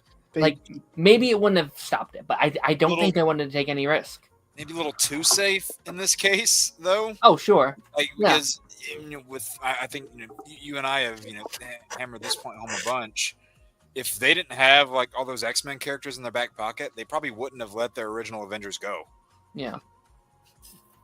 Which I feel like there was a lot riding on Kang. And by the way, Jonathan Majors is an up and coming actor before all those allegations came out, was literally a box office darling. So it doesn't make a lot of sense that you would bring him in, build up to Kang, and then just kill the project. Also make him weaker than Ant-Man. Yes. Well, yeah, that was a mistake. Yeah. That didn't happen. I will stand by that being a mistake. They should have just killed Ant-Man, in my opinion. They tried to write that off as it being a variant, but even if it's a variant, it sets a very bad precedent. Well, the problem is it was a variant that looked exactly like the comic book Kang. So it's like, this is the classic vibe, and you're saying he's a variant. You could have made him anybody. He could have been anyone. He didn't have to actually be Kang the Conqueror. He could have been anybody. And it sets a very bad precedent. If Ant-Man is a character that can beat him on his own, then why would all the Avengers need to get together? So, all right, we got some more X-Men stuff to discuss here. This is another interview. So it says Kevin Feige goes, the reset that they're going to be doing after Secret Wars is a singular timeline, meaning that we're not going to have the multiverse anymore for a while after that reset. We're thinking along those lines. X-Men is where that will happen next. It's official. Jake Schreier is doing the X-Men for us. Very lucky. Script's underway. They've been in a place to tell stories about young people who feel different. That's the universal story of mutants in the X-Men comics. It's going to be a youth-oriented tone, reconnecting the X-Men's roots. Michael Leslie writes. I don't know. Do we know a lot about Michael Leslie? I don't know a lot about that person. I've never heard the name. So it says, soft resetting the timeline helps manage recasting and continuity. Yeah. So what do we think about this? Since the X-Men are going to be the next ones to get the Fantastic Four treatment with like a course correction and a soft reset to their roster. Well, I just looked up Michael Leslie. He did the screenplay for Ballad of Songbirds and Snakes. Oh, that's right. Yeah, that is a recent thing on his pretty good. His filmography.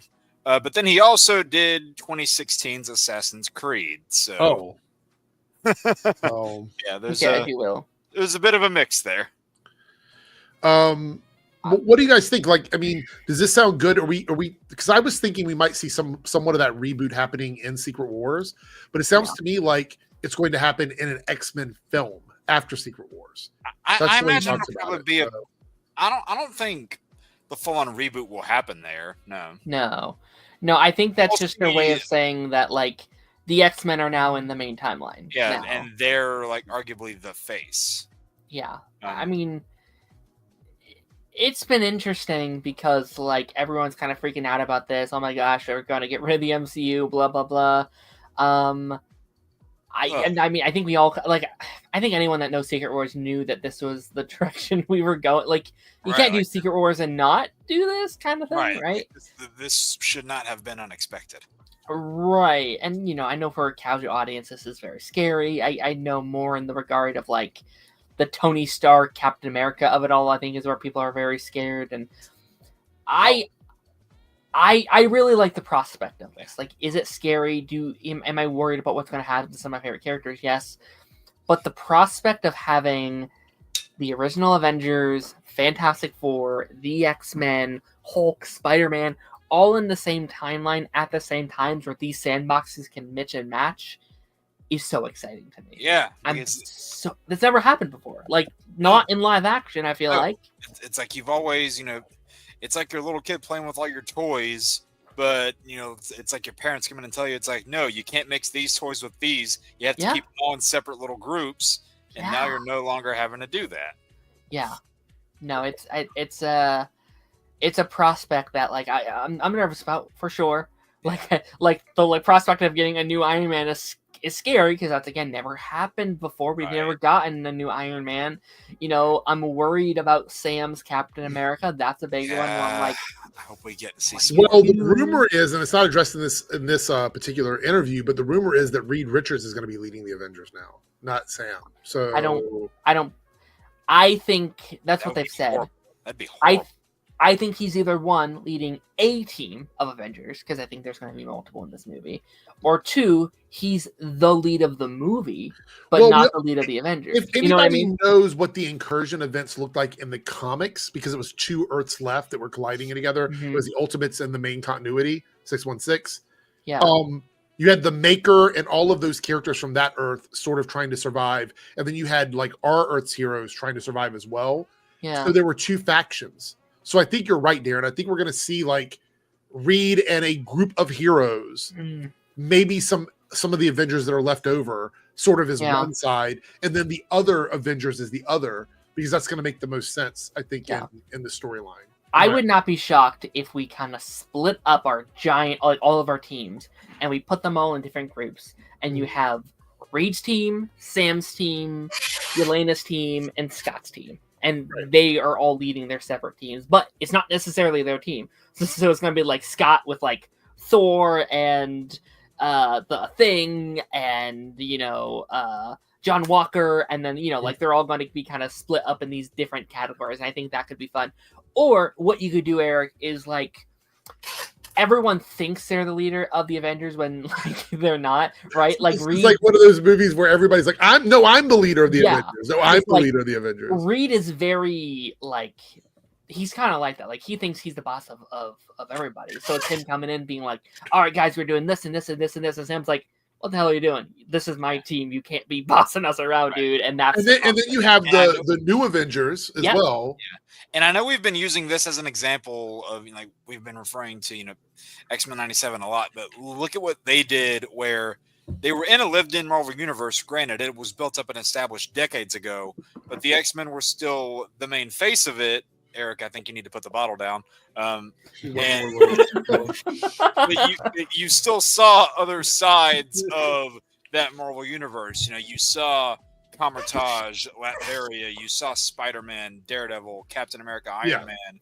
You saw all those other different sides. So they will still be in there as part of that lived-in world, but the X-Men can still be the face. Now, to that point, I hope that they don't do what, like, the one small thing that I wish X-Men 97 didn't do was having non-X-Men characters, namely Captain America in this case, act a little bit out of character just so the X-Men can look better. Right. Because in that one episode... That's the balancing act, really. With Rogue. Yeah. That wasn't exactly... Those weren't exactly Captain America characteristics. Now, I hope, once... presumably if the X-Men become the face, I hope that characters like, Sam or Yelena or whoever, is still around, I hope they don't suddenly change to act out of character. Go ahead, that's not necessarily out of character for Captain America, because especially during the Civil War, when in the comics, when the mutants were involved, he was kind of a dick towards mutants, so that's not too out of character for him. No, so that wasn't my aspect that bothered me, but his whole, acting like his hands were tied, but of course in Civil War, he wouldn't have let his hands be tied by a law that he believed was unjust. He would rebel against it. Right. That's exactly what he did. Yeah, fair enough. I forgot what I was going to say. Oh, sorry. I tried to get that out there. That's okay. No. Okay, so I want to name off what our options are tonight. We're only 1 out of 10, and we only have 21 minutes left. So I don't think we're going to hit the goal, right? I don't think we're going to hit it. For the first time in 2025, I don't think we're going to hit the goal. Where's Cameron? So we have... it's killing the channel. Here are the 4 choices we have. Top 5 worst MCU costumes. Top 5 worst sequels of all time. Top 5 best sequels of all time. Top 5 worst MCU seasons of TV. These are the 4 options. Again, this is literally any tier. Any tier, like $1 counts. Like, there we go. It's like 99 cents counts. We got 2 out of 10. There are a lot of bad seasons of MCU TV. 99 cents counts, literally. Oh, So we Lord. can get to the goal. For $8 more, I could possibly buy a Domino's pizza. I actually had Little Caesars earlier tonight. Did you really? Yeah. Now some leftover. Yeah. The box has got a Fantastic Four print on it. Hell yeah. I actually got the Fantastic Four pizza. I didn't get that. I was debating it, but I was just like, nah. Well, it depends on how much like different types of pizza you like, because it's like one of it's cheese, one of it's pepperoni, one of it's, I believe, like a meat lovers, and the other is like a veggie lovers. I think is or supreme, actually. So, yeah, I was gonna say they just call it Supreme, not Veggie Lover. Yeah. Did you see the idea that I put in the private chat earlier for the Thursday show? I think it was before you sent your long paragraph of what was going to be done tonight. Yes, I did. Yeah, 100%. Cool. So, just warning people who don't want to see it. They just released the first 5 minutes of Fantastic Four. Okay, I will not be watching that. I will not be watching that on stream. I am going on a media black. Like literally, the only thing I'm going to do between now and Fantastic Four is play Final Fantasy 14. I'm not going to watch anything else online. I'm between now afraid of seeing that post credit scene. Is like kind of what I'm going to just like of. work, and I'm going to record my other content. Yeah. So we literally just hit the goal. So thank you guys. Everybody was like, let me go into my pennies and dimes and nickels to make sure we get all these things out of the piggy bank. Yeah. All right, goal achieved. Yes, Ronan. By the way, Ronan, if you want to join, if you're going to see Fantastic Four and you want to join for our spoiler stream on Monday, just let me know if you're planning on seeing it. I want to have all hands on deck for that night because it's going to be a lot of fun to talk about this movie. I won't be able to see it till like Monday. So that's the day that he's talking. Well, we're doing it Monday night. No, never mind that. Yeah, I get off. I get off like at 8:30 a.m. on Monday, so I'll probably. I can't see it till Monday. I'm literally like it's Monday night, so like I don't know what you're talking about. So. Okay, never mind. I'm seeing IMAX 3D. I get to see the stretched arm. Jake forgot you were here, 3Dub. Again? All right. I think Eric's going to forget a lot of tonight. Probably. Okay, let's see. Where are we at next? We'll hold on. Where are my notes? Okay. Next portion. Spider-Man. He talked about Spider-Man here, and this is really important because I think he covered a few things that we were hoping were going to happen, and I guess they're not going to happen. So he says that we're returning to street-level storytelling with Spider-Man's roots. That is exciting. We won. That's exciting. Super happy about that. Found a way home.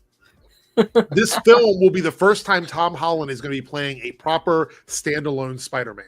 Let's go. Well, sweet. Unless Hulk and Punisher take up a lot of time. I wouldn't say standalone, yeah, but he's using some flavor text here and there with some of his stuff.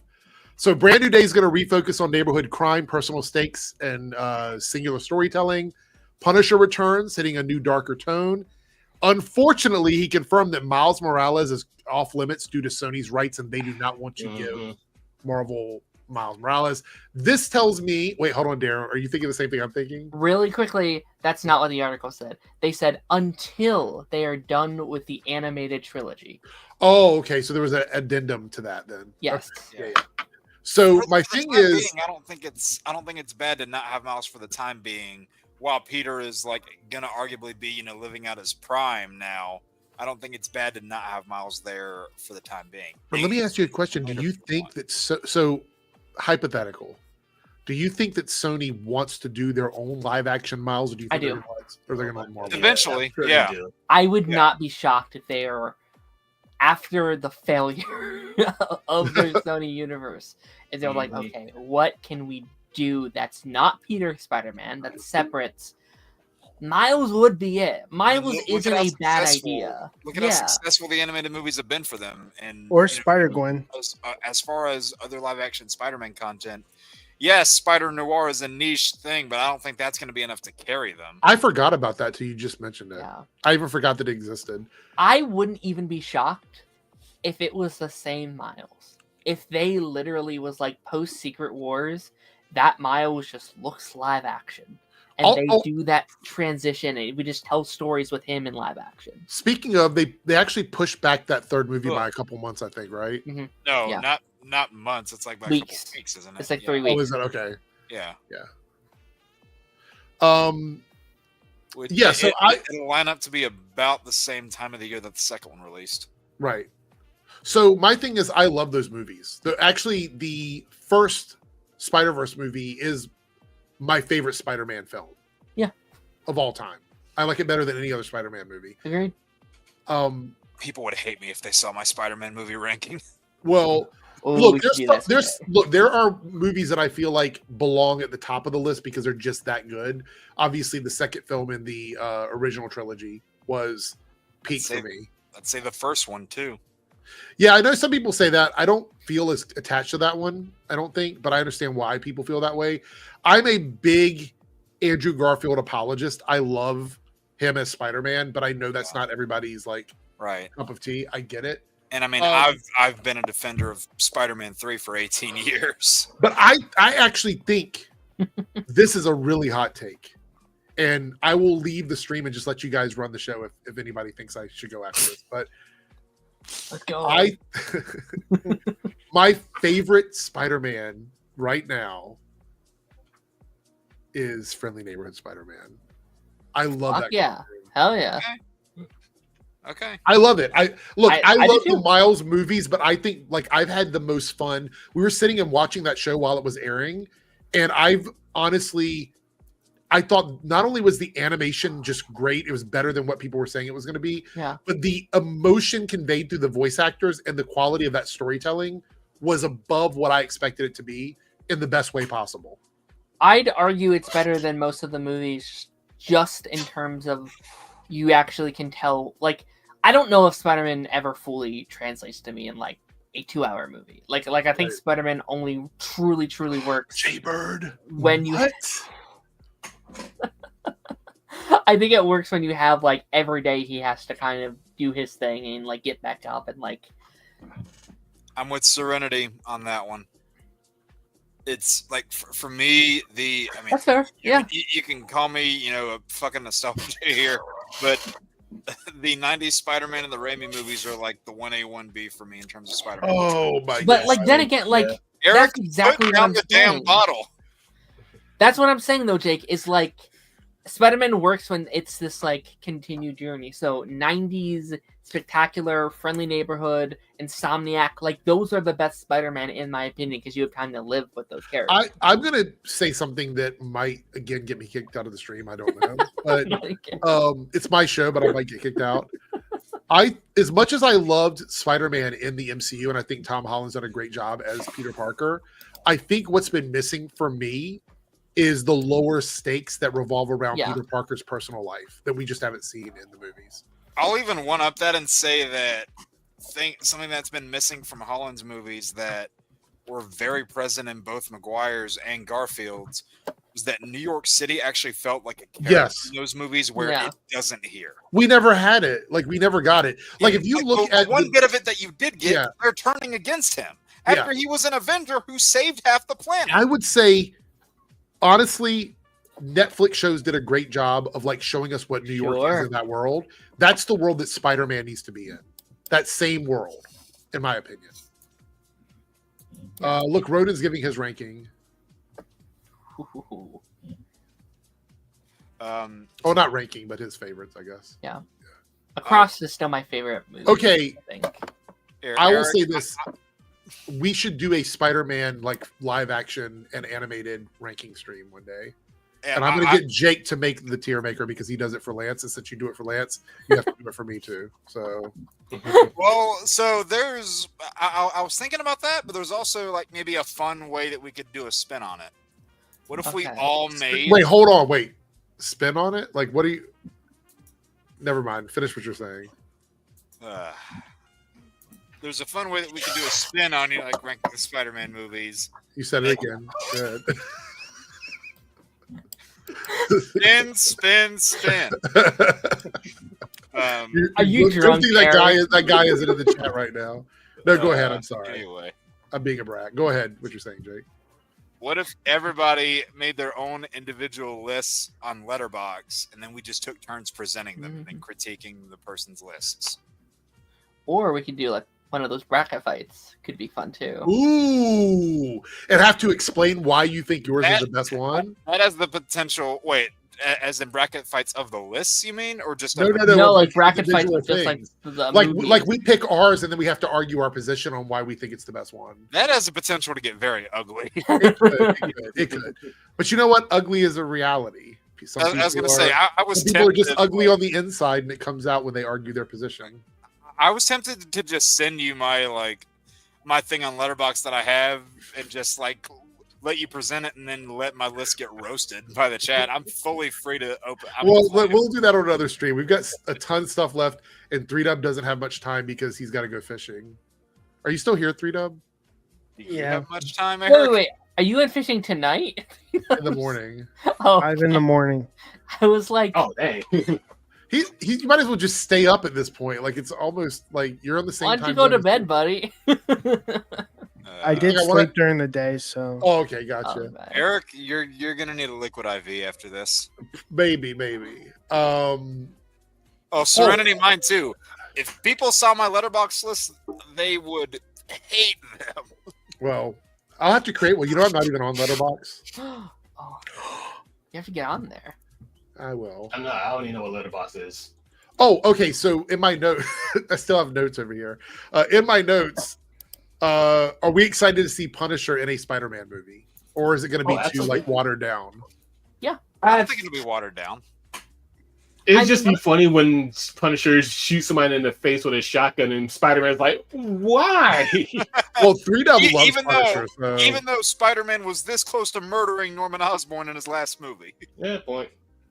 I think out of all the cameos and characters you could have in him, I think Punisher is one of the ones that I think opens yourself up to some very interesting. Well, because the dichotomy is so great between the two of them. You have Peter Parker, that's like the nicest kid you're going to meet, and then Punisher, who just murks people. Like it's just 3Dub's going to love that.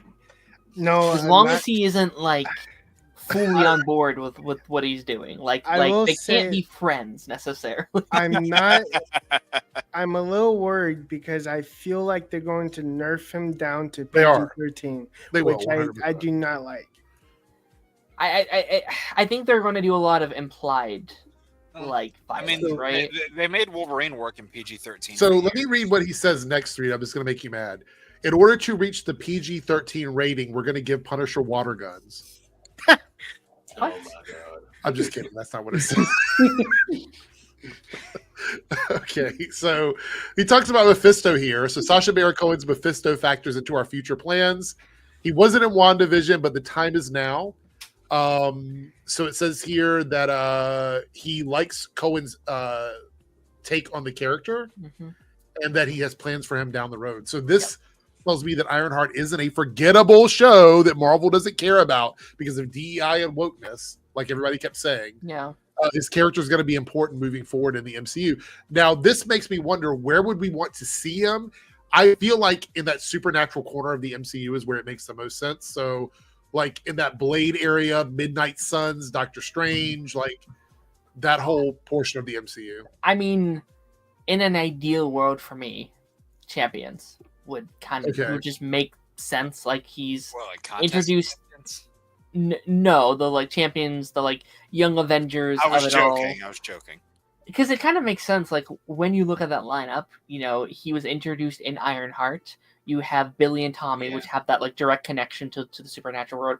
Arguably, even America, which has the connections with Doctor Strange. So you would have a Doctor Strange cameo, and to me that just makes a lot of sense. And I feel like he would be a villain that would give a team like that a real run for their money. I think you could do some cool things there. But if not, maybe Vision Quest, potentially, maybe Doctor Strange 2. Doctor Strange 3? Werewolf by Night, that's another whatever. good one. Man Thing would be good. Give more of... Okay, I've said this before. Have you? Say it again. Yes, I have. When you were sober. I've said that since they did that special presentation of Werewolf by Night, and, for anybody who's familiar with the team of monsters, the Howling Commandos, give each of those other monsters from the Howling Commandos their own special presentation, because you would bring in a unique world, a unique landscape, a unique tone. I miss Elf. Like they've done it for Werewolf by Night, but you could do it for both the Living Mummy and Frankenstein's monster. You could take a really fun Marvel spin on those concepts, and it would just be really fun, have a lot of potential for good storytelling. That's true. I think. Short Car, I want to address this. We talked about it briefly, but they released it the way they did because they needed to get it out before Fantastic Four. That's the problem. The way the release schedule is going to work is we have Phase 5 overlapping with Phase 6. Yeah. I don't like it, but that's just the way they decided to do it. And I'll say it again. It should have come out last year. It should have come out like a few months after Wakanda Forever. I don't know if it's in my notes, but Kevin Feige did address that the reason why that happened is because he was trying to pull back on the influx of like so much Marvel content. But you had a year where the only thing that fucking came out were Deadpool Wolverine, a cartoon, and one show. And this year, there's 8 projects coming out. If you're concerned about that, it should have been this year. You would have been concerned about it 2025, not last year. It's crazy. It's crazy to me. Let's do some super chats quickly before I cannot do them. Staggerforth, the 99-cent super chat. Thank you so much. South Texas Shark with a $2 super chat. What's your favorite drink? So I'm not a big like beer drinker or anything like that. Like I don't drink a lot of. You could fold us. I'll share a custom recipe in a minute. But I typically prefer to do shots. That's what I like to do. I like to do shot. I'm a shot person, so I don't walk around and like nurse a drink. I'm a shot guy. So I'm nurse a drink.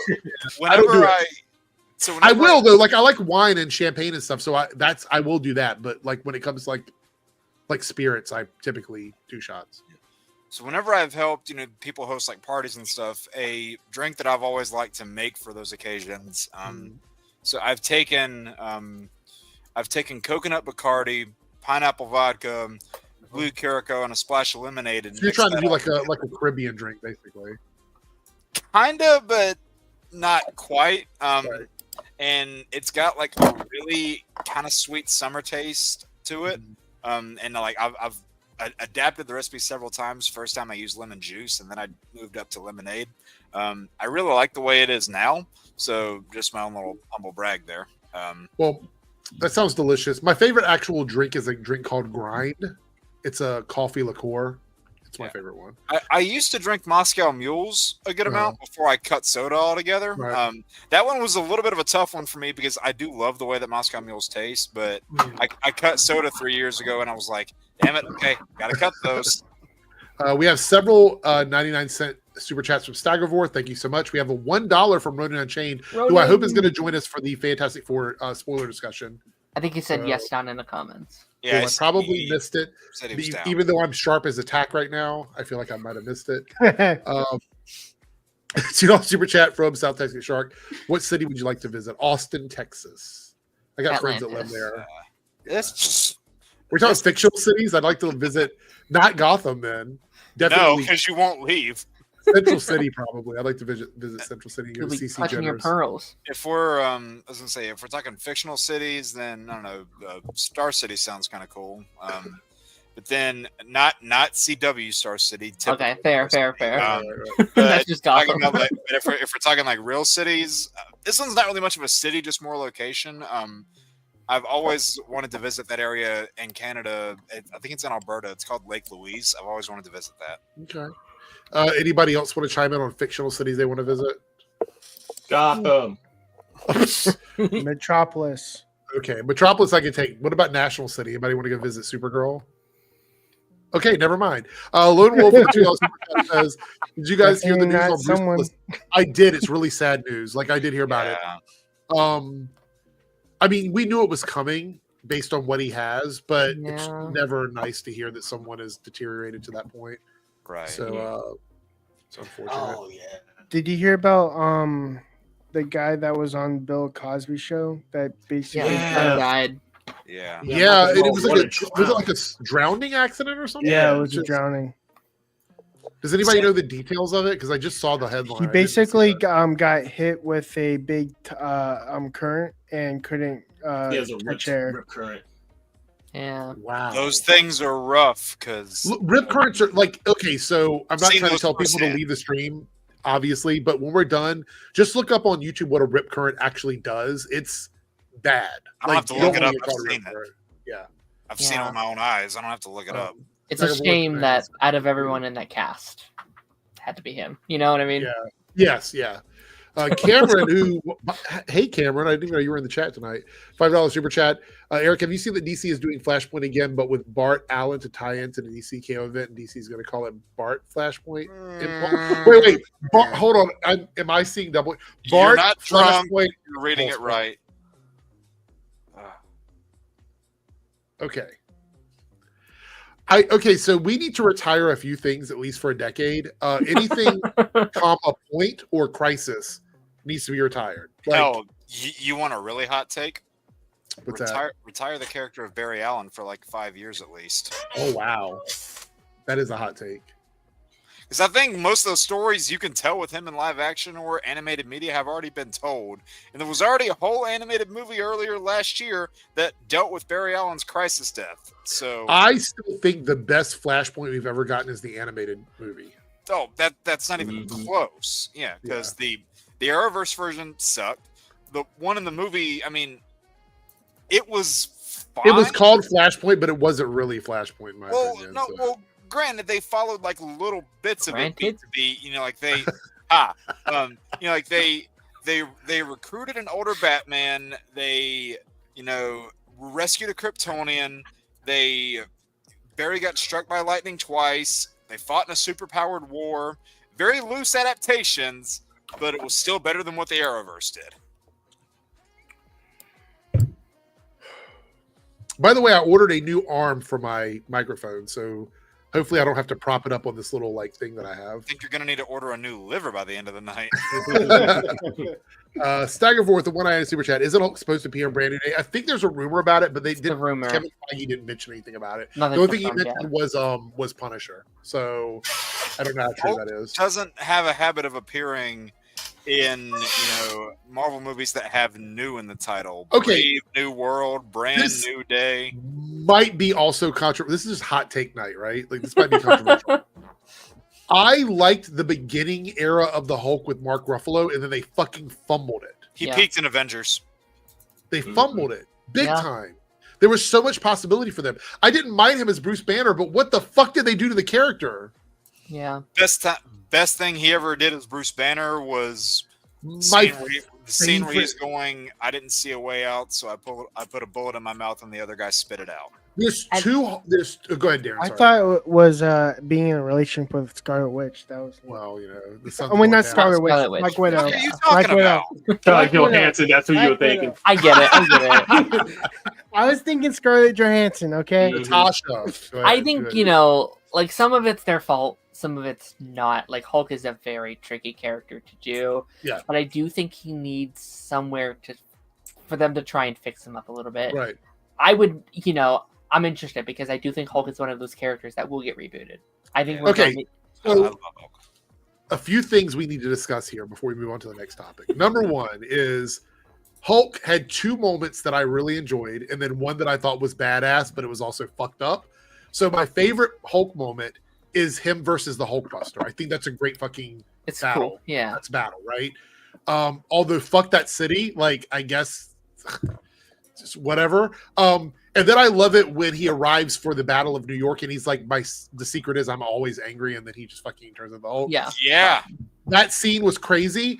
And then the one where they used him as a pawn, and I've talked about this before, to show how powerful Thanos is, and bro never fucking recovered from it, which is getting his ass kicked by Thanos and then turning into the worst version of that character you could possibly imagine. Because he never got the shit kicked out of him like that.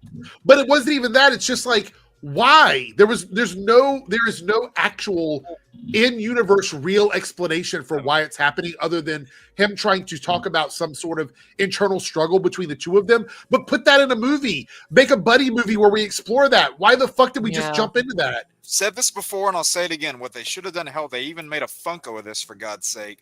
They should have had Banner in Endgame, being his normal self, and then him going through that arc where he finally regains control of the Hulk by the end of that movie.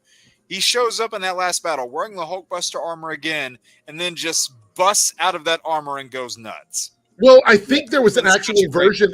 I think there's an actual version of the film where he is Hulk, and they changed it. Right. Yeah, they did, and they made a Funko toy where he's like coming out of the armor as Hulk. They made that into a toy. You knew they were going to do it, and ever since then, he has just been the butt end of joke after joke after joke. I wanted to see him fight against Cull Obsidian.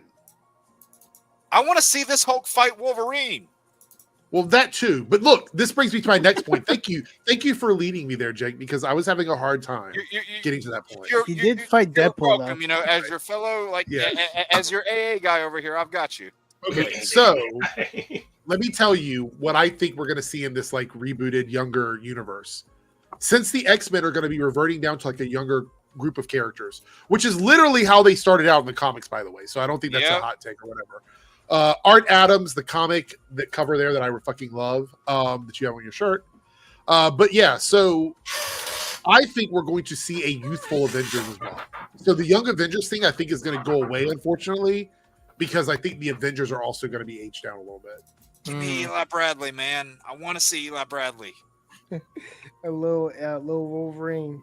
I think sadly, there's actually a tear forming in my right eye here that we're going to lose Young Avengers because of this. Unless they merge into one team. Like, not all the way, but you mean like the younger, like Steve Rogers with like Kate Bishop and stuff like that? Yeah, Kate Bishop and Miss Marvel. I mean, like Miss Marvel's in the like game, right? So like there's stuff like that you could maybe do. Instead of Cassie, it's Hank, right? Yeah. The fuck? What happened? I just got like 5 messages on my phone at once. I'm like, didn't that happen the other night? I'm like, who's messaging me at almost 2 o'clock? Wait, that happened to somebody the other night. Was that you? Was that the same thing? Yeah, that was Jake. That might have been me, yeah. Right. I just looked over and I saw like 5 notifications on this thing. All right. Like, okay. We got a couple more super chats and then we have a couple more quotes. And then we might have to like wrap it up because I'm feeling a certain kind of way. Yeah. We're on the whole Hulk discussion still. Yeah. Hot take here. I don't think Ang Lee's Hulk is actually that bad of a movie. Thank you. I don't think the movie's bad, but I think the VFX have aged poorly in that movie. Yeah, I understand that. But I never thought that was a bad movie. No, I don't think that movie's bad.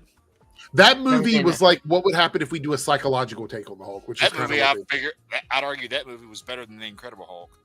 Narrative and structure wise, superficially and VFX wise, Incredible Hulk probably has an edge up on it there. But I don't think that movie's bad. I'd love to see Eric Bana show up in Secret Wars. Will it happen? Probably not, but I'd love it. I mean, if it's going to happen, it has to happen in those 2 movies. Right. Otherwise, it's done. I want to see all 3 Hulks. I mean, that would be really cool, actually. I mean, Edward Norton and Mark Ruffalo are playing the same Hulk, so. Well, there's a multiverse, Yeah, you can make it work. Well, Lone Wolf here, the $2 super chat says thoughts on Kevin Feige talking multiverse post scenes. I didn't see this part; it's not in my notes over here. Do you know what that is? Scenes? What's that? As in, like post credit scenes for the Avengers movies? Yeah, I didn't see that, Lone Wolf. You might have shared it in the group chat, and I just haven't looked at it. But unfortunately, there's a. I remember the quote. Multiple windows at the moment, and I'm sorry, but we'll cover it at a later date. I do have. Okay. I was like, I do know. Oh, sorry. I thought you were done. Go ahead. Sorry. Go ahead. No, go ahead. I was like, I do remember the quote. I can say it real quick if you want, DJ Eric. Yeah, what is it? Okay. So basically he said that some will keep, some will forget, and some like basically not happen. Oh yeah, I did see that. He was just basically. Oh, you mean like previous post credit? Yeah, basically those post credit scenes that they promised, all those promises that we never like. Well, if you think about this in reality, I mean, if a what the fuck? If an incursion event happened and things were out of the control of the characters, those scenes would go away. They wouldn't matter because it was changing. You said the C word. Did you have something to say, Darren? I'm sorry, I didn't cut you off. It'd be really funny. Omega, what are you doing? It'd be really funny if post Secret Wars they just went back to Edward Norton. That'd be stupid, but that'd be so stupid. Oh my god! No, I really did not like his Bruce Banner. Yeah, I didn't either. His Hulk was great though, but his Bruce Banner. Hulk was fine. Yeah. I hate it. Lone Wolf for the $2 super chat. This is the last one. Then we're going to move over to the last couple segments here. Debunk Ben Shapiro's Superman review. He did a Superman review. Yeah, I didn't even watch that shit. You just know he's gonna say, "Oh, it was woke and blah, blah, blah." That's why your wife's pussy's dry. How did they know? Is that what was said, or did you say that to him personally? Oh no, I'm just saying that to him personally. Okay, that was that was ChatGPT that made the review. So I have done like probably on the Debunks channel like 5 or 6 debunking of like reviews on Superman. I don't really think the Superman discourse has much more to add because it's really obvious to me that the people that are talking negatively about it they're trying so hard to make it sound like an awful movie that it's just painfully obvious to me. If I get a free day, because I have a few videos planned out for this week, if I get a free day, I might do it, but we'll see. We'll see. If I get a $10 super chat that says debunk Ben Shapiro, I will make the video. If I get a $10 super chat that tells me to do it, I'll do it because I'm really easy like that. All right. So the multiverse and time travel in Avengers Doomsday. So we talked about this, and I think somebody in the chat mentioned this might actually be the thing that was sort of spoilery, I guess, but he said it in an interview, so we're going to talk about it. The Earth 616 heroes will visit Earth 828.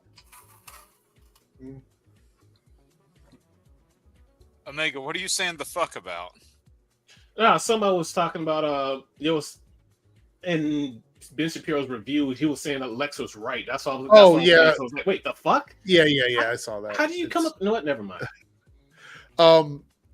So this is interesting. The 616 heroes will visit Earth 828. So they're going to go back to Earth 828 after Galactus has destroyed it.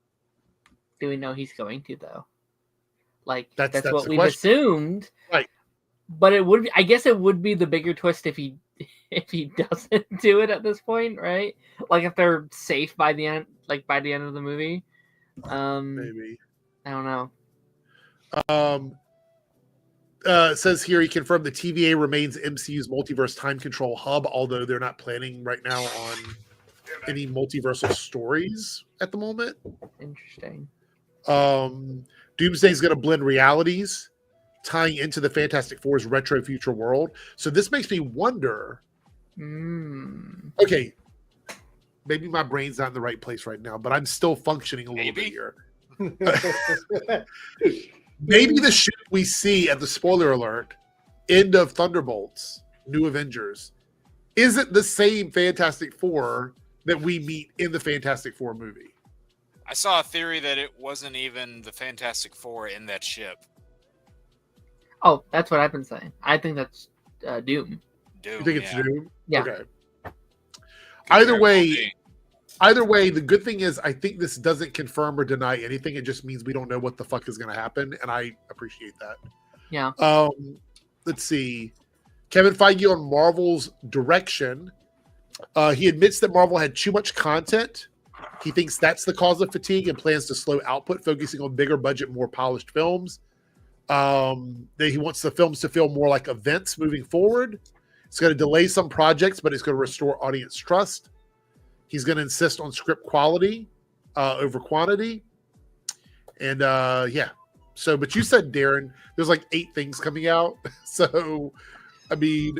Well, I mean, this year is we need to get everything else that we've been working on for the last 6 years. Right. And then but even next year, there's a lot coming out. Like there's 3 movies, right. It's going to be 2 movies, Punisher, Daredevil, Friendly Neighborhood Spider-Man, Vision Quest, X-Men. Like X-Men, yeah. There's like still like 7 or 8 projects that's coming out next year. So the cops are coming for someone. Huh? The cops are coming from somewhere. Oh, it's in it's in the background over here. So Kevin Feige also said that even though his contract is up in 2 years, he said he's going to be there for another decade or so, meaning that Disney and Marvel are probably going to re-sign with him, which makes sense to me. They didn't. Right. Wait, Says, what? Idiots. His continued role promises vision and stability post reset. Fans can expect consistent storytelling and philosophy. Feige reminds MCU's creative linchpin, basically saying that he's going to try and steer the ship back to where it was before.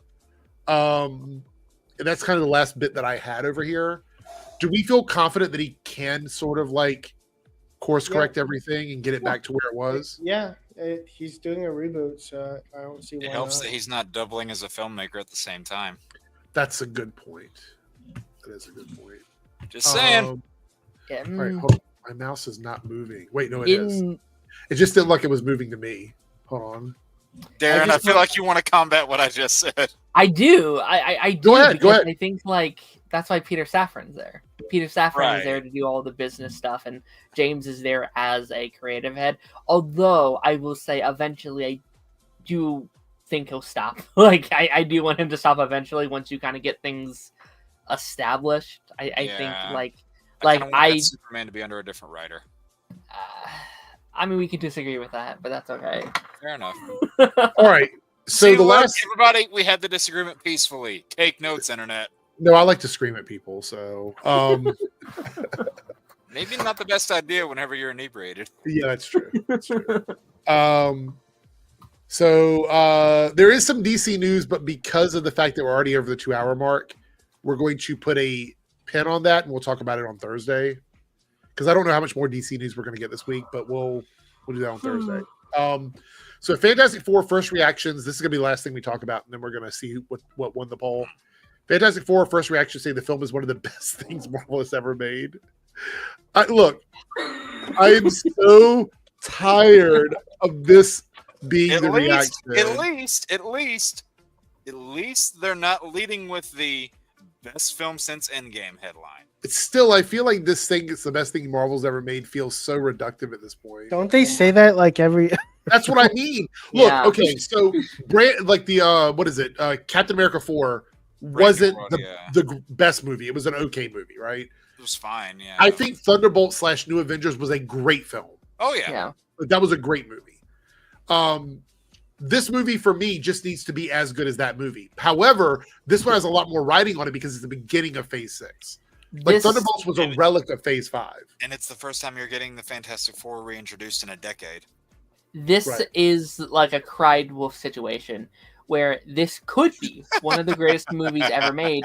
But once you say that for every other Marvel project, it loses its meaning. And we cannot trust that statement no more. Right. And they feel like falling back on that every time a movie every time a movie makes under $1 billion, they feel like that's what it goes under. And I even had to point this out to somebody today. This really got on my nerves. They're saying, oh, well, do we really think Fantastic Four is going to do good just because it has Marvel's name on it? They said, oh, look at Thunderbolts, it flopped. I said, no, it didn't flop. It underperformed. Brave New World flopped. There is a difference between flopped and flopping is not making back your production budget. Literally, you don't make back your production budget. Thank you. Underperforming is making back your production budget, but not earning much past that. There is a literal textbook difference, and it's not that hard to Google.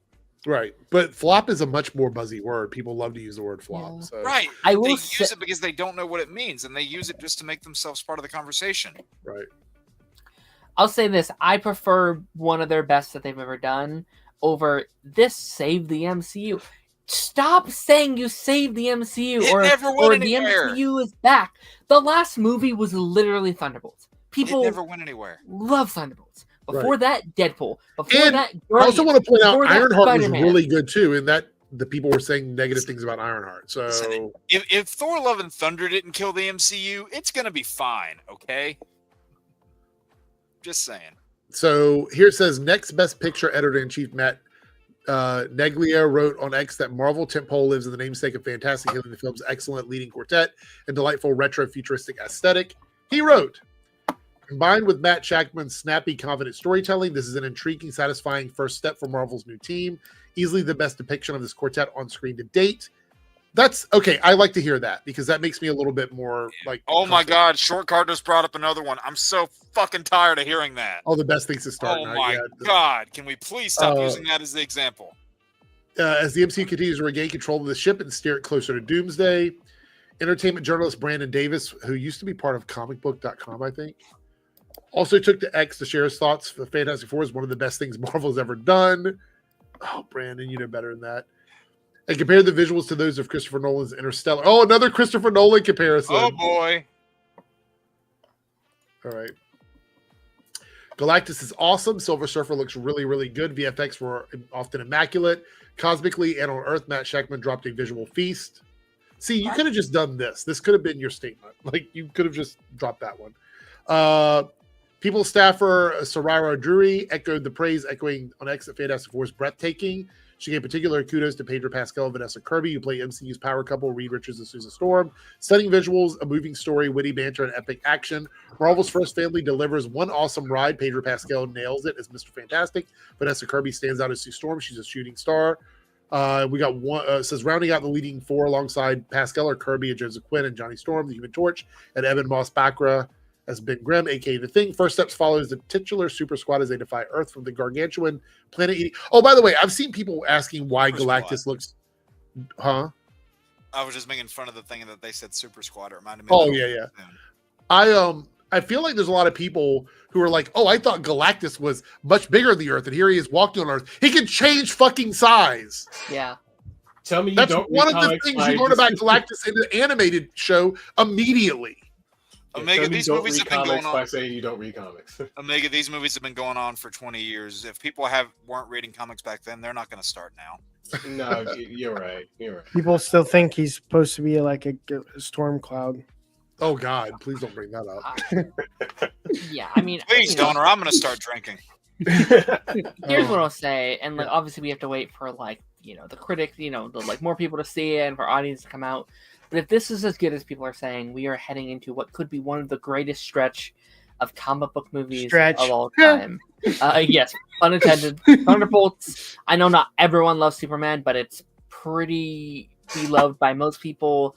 This, and then like what's next? We have like Supergirl, Spider-Man, Avenger. Like we have some bangers incoming. I feel like we could be in this golden era of superhero stuff. It's okay, Chris. I wasn't trying to be facetious. Well, look, not only is he comic accurate, but it's not even VFX. Apparently, most of it is shot with like Ralph actually in a suit on a set. Oh, really? Yeah, Ralph can just do that, and them just using wide-angle lenses. That's great. I love that. It's like the old kaiju Godzilla shit, which I really enjoy that. Sick. Yeah, it's awesome. Yeah, I appreciate that because I'm somebody that grew up on practical effects. So whenever I look at something that's fully CG, I can look at it and go, "Ooh, that doesn't look right." So if I can, what? I saw it. Oh my God. Oh, Lance What would is love it? that. 19 inches of venom. Oh no, Freedom. Well, I think we might actually meet his daughter. I think that might be something that happens down the road. What giant planet eater would? You know what? Never mind. All right. With that being said, let's see what won the poll. Let's jump over here. In the poll, where are we at? What do we get? The winner is by 34%. Top 5 worst sequels of all time. Oh boy. Ooh. That's the one I voted for. Woo! So that's going to be great. We're talking about number 2s, not 3s, 4s, and 5s, just number 2s. Interesting. That's number 2s. We might expand that later on, but right now it is just direct. Get it? What? Number 2s? Number 2s? Here, Eric, I put something in private chat. Okay. Oh, yeah. Go ahead. You can do No, it. no, I was just asking if you wanted to do it. Oh, yeah. Well, I mean, you mentioned it. Do you want to explain what it is? You talked about it. Well, it was just something that you had the idea for like a stream or two back where, we were all, talking about just showing and telling our different, stuff that we have, like our setups, things like that. And I figured just, since I imagine Thursday is probably not going to be particularly news heavy, it's going to be just, a little bit of light Fantastic Four talk. Very early. Like I'm going to talk about like the movie, and we'll keep it spoiler free. Then we'll talk about the James Gunn DC stuff, and then the rest of it will be pretty much open. So yeah, so like that, like do a little bit of disconnect showing the setups there. Darren can show you all of what he's got on that shelf if he wants. And like the box of hats that he probably keeps hidden. I don't know. Oh my gosh. But I don't think Antonio Banderas was ever going to be Galactus. I think that was just a fake story, personally. He's Puss in Boots. All right. So I am going to make a pizza as soon as we're done with the stream here. Because soak up all that fireball. Yeah, I have to 100%. But I want to thank everybody for being here in the stream. 3Dub, who's going fishing in the morning, actually in like 3 hours. Oh, buddy. So good luck on that. Thank you for being here. 4 hours. Okay. Thanks, Darren, for being here. Thanks, Jake, for jumping in. Omega for hanging out. By the way, are you still playing 14 at all, Omega, or no? I actually uninstalled it. I'll wait till the next patch because I'll get back in. Comes out next month. Yeah, I'll join back next month. All right. I mentioned pizza a lot. Pizza is literally my favorite food. I love pizza. I'm like the Turtles with pizza. I love pizza. I haven't played. You and your brother are picky eaters. I haven't played Final Fantasy since 10 on the PS2. Wow, that's the last time I played it. All right, okay, look, top Final Fantasies: Tactics 7, 16, 6, 5. 6, 7, and 10 were the only ones I played. What happened here? Oh, okay, you got it. All right. Pineapple pizza for me. I can't do pineapple pizza. I love pineapple pizza. I don't care what anyone says. Yes, I'm the devil. Same. So, by the way, I want to give a shout out to everybody who came through with the super chat. Like, literally, I didn't expect that to happen. It was just like a flood of super chats to get to the goal. Because guys, YouTube is killing this channel with shadow bans and talking. YouTube's killing all of us. Yeah, exactly. Anyway, we're going to jump out of here. I am going on no Fantastic Four spoilers as of the end of this stream, so I can go into it fresh as can be. We'll be back on Thursday with a non-spoilery chat about Fantastic Four for those who have seen it. And anybody who hasn't seen it will not get spoiled. And then we're going to do DC and show and tell if people want to show off some of their stuff. Anyway, I'm out of here. See everyone later. Have a great night.